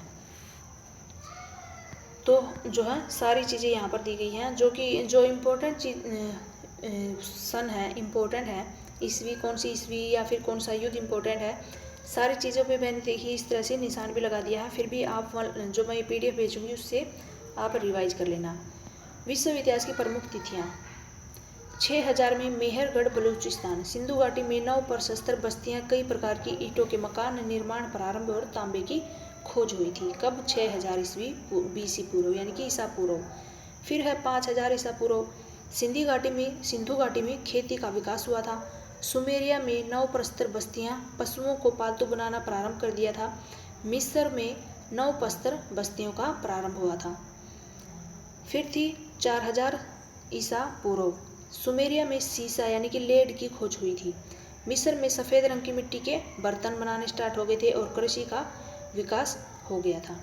फिर 3000 ईसा पूर्व, सुमेरिया उर में प्रथम राजवंश का उदय हुआ था। पहिए वाले वाहनों का प्रयोग करने लगे थे, वस्त्रों का उत्पादन होने लगा था। योद्धा राजा मिनिस ने उत्तर और दक्षिणी मिस्र का एकीकरण किया था। फोनोसियंस ने सीरिया में बस्ती स्थापित, मीनाओन सभ्यता और सुमेरिया की किलाक्षरी लिपि का विकास किया था। फिर है 2870, एशिया मांचल में ट्रोजन संस्कृति प्रारंभ हुई थी। ये पढ़ लेना। 2650, मिस्र में प्रथम पिरामिड का निर्माण किया था। फिर 2500 में सिंधु घाटी में हड़प्पा सभ्यता का उदय हुआ था। चीन में हंसिया राजवंश की प्रतिष्ठापना। बेबीलोनिया जो हमने अभी पढ़ी थी कल, उसमें बेबीलोनाई सम्राट हम्मुराबी ने नियम संहिता की घोषणा की थी 1800 में। उसके पश्चात आती है ये चीन में चाओ राजवंश स्थापित। कब हुआ था? 1027 ईसा पूर्व। 1013 ईसा पूर्व, पैलेस्टाइन में ईसाइलियों का अभ्युदय या उद्भव। उसके पश्चात आता है रोम नगर, इसकी स्थापना हुई थी 753 ईसा पूर्व। फिर है 745 ईसा पूर्व, असीरियाई साम्राज्य का उत्कर्ष यानी कि उद्भव जिसको हम बोलते हैं। फिर है बेबीलोनिया द्वारा यरूशलेम के ऊपर अधिकार, 586 ईसा पूर्व। 509 ईसा पूर्व, रोमन गणराज्य की स्थापना। 483 ईसा पूर्व, महात्मा बुद्ध का महापरिनिर्वाण। 480 में थर्मोपल्ली का युद्ध। 461 में एथेंस व स्पार्टा का युद्ध। 326 ईसा पूर्व, हाइडेस्पिज के युद्ध में सिकंदर द्वारा पुरु को हरा करके पंजाब के ऊपर विजय। मोस्ट इम्पोर्टेंट है ये। 323 सिकंदर का बेबीलोन में निधन हो गया था। बेबीलोन में निधन सिकंदर का। 321 में चंद्रगुप्त मौर्य द्वारा मौर्य साम्राज्य की स्थापना।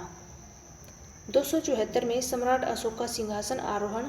फिर है 2014 में चीन की जो महान दीवार थी, जूलियस सीजर की हत्या 44 में, और 4 में ईसा मसीह का जन्म यरूशलेम के समीप बेथलेहम में हुआ था। कब हुआ था? 4 ईसा पूर्व AD, ईसा मसीह के जन्म के समय। चीन में सिविल सेवा का प्रारंभ। रोम 14 में देखिए 14 ईस्वी पूर्व रोम के सम्राट ऑक्टेवियन की मृत्यु हुई थी। 29 ईस्वी पूर्व ईसा मसीह के सूली पर लटकाया गया था। 79 में विसुवियत ज्वालामुखी का विस्फोटक। पोम्पई व हरकुलेनियस नामक 2 नगरों का पूर्ण विनाश हो गया था विसुवसीय ज्वालामुखी के विस्फोट से। उसके पश्चात इस तरफ हम पढ़ेंगे प्रथम विश्व युद्ध और द्वितीय विश्व युद्ध, शुरुआत और अंत का कारण। 28 जुलाई 1914 ईस्वी में स्टार्ट हुआ था। 11 नवंबर 1918 में समाप्त हुआ था। ऑस्ट्रिया के राजकुमार फ्रांसीसी फर्डिनेंड की हत्या की वजह से शुरुआत हुई थी इसकी। 1 सितंबर 1939 ईस्वी में द्वितीय विश्व युद्ध की शुरुआत है। 2 सितंबर 1945 ईस्वी में ये समाप्त हुआ था। हिटलर के द्वारा पोलैंड पर हमला किया गया था, इस वजह से ये द्वितीय विश्व युद्ध स्टार्ट हुआ था। युद्ध की अवधि, शामिल देश और पराजित देश। युद्ध की अवधि थी 4 वर्ष 4 महीना 18 दिन, जिसमें 37 देश शामिल थे। और इसकी अवधि थी द्वितीय विश्व युद्ध की 6 वर्ष और 61 देश इसमें शामिल थे। इसमें 37 देश शामिल थे प्रथम में, और द्वितीय में 61 देश थे। पराजित यानी कि पराजित हुए थे धुरी राष्ट्र, और जीत हुई थी मित्र राष्ट्र की। द्वितीय विश्व युद्ध में भी धुरी राष्ट्रों की विजय हुई थी, और मित्र राष्ट्र थे उनकी हार हुई थी ना, जीत हुई थी, और धुरी राष्ट्र थे उनकी हार हुई थी। लेकिन इसमें सिर्फ एक फर्क था, जो जापान था इसमें मित्र राष्ट्र में, जो प्रथम विश्व युद्ध में मित्र राष्ट्रों के साथ था, जिनकी जीत हुई थी, तो सबसे ज़्यादा नुकसान जर्मनी को झेलना पड़ा था प्रथम विश्व युद्ध के दौरान, और जापान था जो इसमें था। लेकिन जो द्वितीय विश्व युद्ध हुआ था तो जापान ने धुरी राष्ट्र का साथ दिया था, मित्र राष्ट्र को छोड़ करके धुरी राष्ट्रों के साथ जो है मिल गए थे, और फिर इन्होंने अमेरिका के ऊपर जो है बम गिराया था। इसी वजह से अमेरिका ने द्वितीय विश्व युद्ध में शामिल होने से मना कर दिया था पहले, लेकिन जापान ने जब आक्रमण किया था तब अमेरिका उसमें शामिल हुआ था, और फिर इनको सबसे ज़्यादा नुकसान झेलना पड़ा था द्वितीय विश्व युद्ध के पश्चात। सबसे बड़ी गलती थी इनकी धुरी राष्ट्र में शामिल होना, जो कि ये 2 घटनाएं थी जापान के इतिहास की, नागासाकी और हिरोशिमा। 6 अगस्त और 9 अगस्त को जो बम गिराए गए थे, यूरेनियम बम, और दूसरा था प्लूटोनियम बम। पहला 15 किलो टन का था लिटिल बॉय, और दूसरा था फैटमैन 20 किलो टन का। नेक्स्ट है ये, एक तो ये पढ़ देना, मैग्ना कार्टा पर किंग जॉन के हस्ताक्षर हुए थे 1215 में। फिर है इंग्लैंड में किसान विद्रोह हुआ था 1381 में, और ये कोलंबस द्वारा अमेरिका की खोज। 1498 में पुर्तगाली नाविक वास्को डी गामा का अंतरिम होते हुए भारत में आगमन हुआ था। फिर जो है ये 1688 में इंग्लैंड में रक्तहीन क्रांति। इंग्लैंड में पुनः राजतंत्र की स्थापना, ये भी पढ़ लेना। 1696 में पीटर महान रूस के जार नियुक्त हुए थे, और फिर 1721 में रॉबर्ट बालबोन इंग्लैंड के प्रथम प्रधानमंत्री के रूप में नियुक्त हुए थे।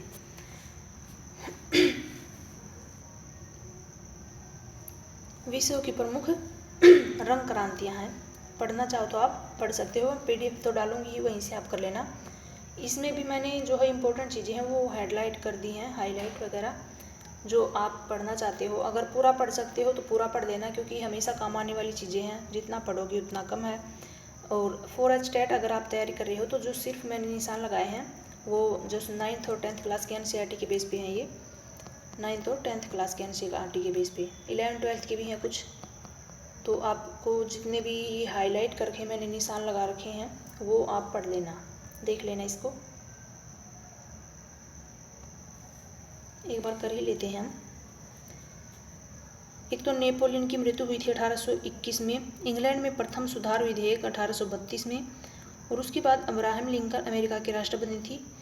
वैसे तो ये क्रम में लगा रखे हैं, जैसे इनका आपस में वैसे कोई लेना देना नहीं है कि एक दूसरे से संबंधित होंगे, क्योंकि एक्सप्लेनेशन में सिर्फ हम जैसे कि सिर्फ हम इंग्लैंड के बारे में पढ़ रहे हैं तो उसी के बारे में पढ़ेंगे, लेकिन यहाँ पर क्रम में लिखा रखे हैं 32 में क्या हुआ, फिर 48 में क्या हुआ, 53 में क्या हुआ, 61 में क्या हुआ, उसी प्रकार से सारी चीज़ें लगाई गई हैं। तो आप खुद से इसको पढ़ोगे तो अच्छे से आपको याद हो जाएंगे, क्योंकि यहाँ पर रिपीट करने से कोई फ़ायदा नहीं है। खुद एक बार ध्यान से पढ़ोगे ना इस चीज़ को तो आपका ज़्यादा अच्छे से याद होंगे आपको।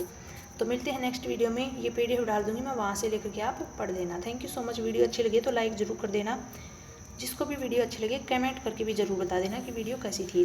Thank you so much. और PDF चाहिए हो तो मैं और भी डाल दूँगी, करवा दूँगी आपकी हिस्ट्री, पॉलिटिकल, ज्योग्राफी। तो मिलते हैं नेक्स्ट वीडियो में। Thank you so much. Bye bye.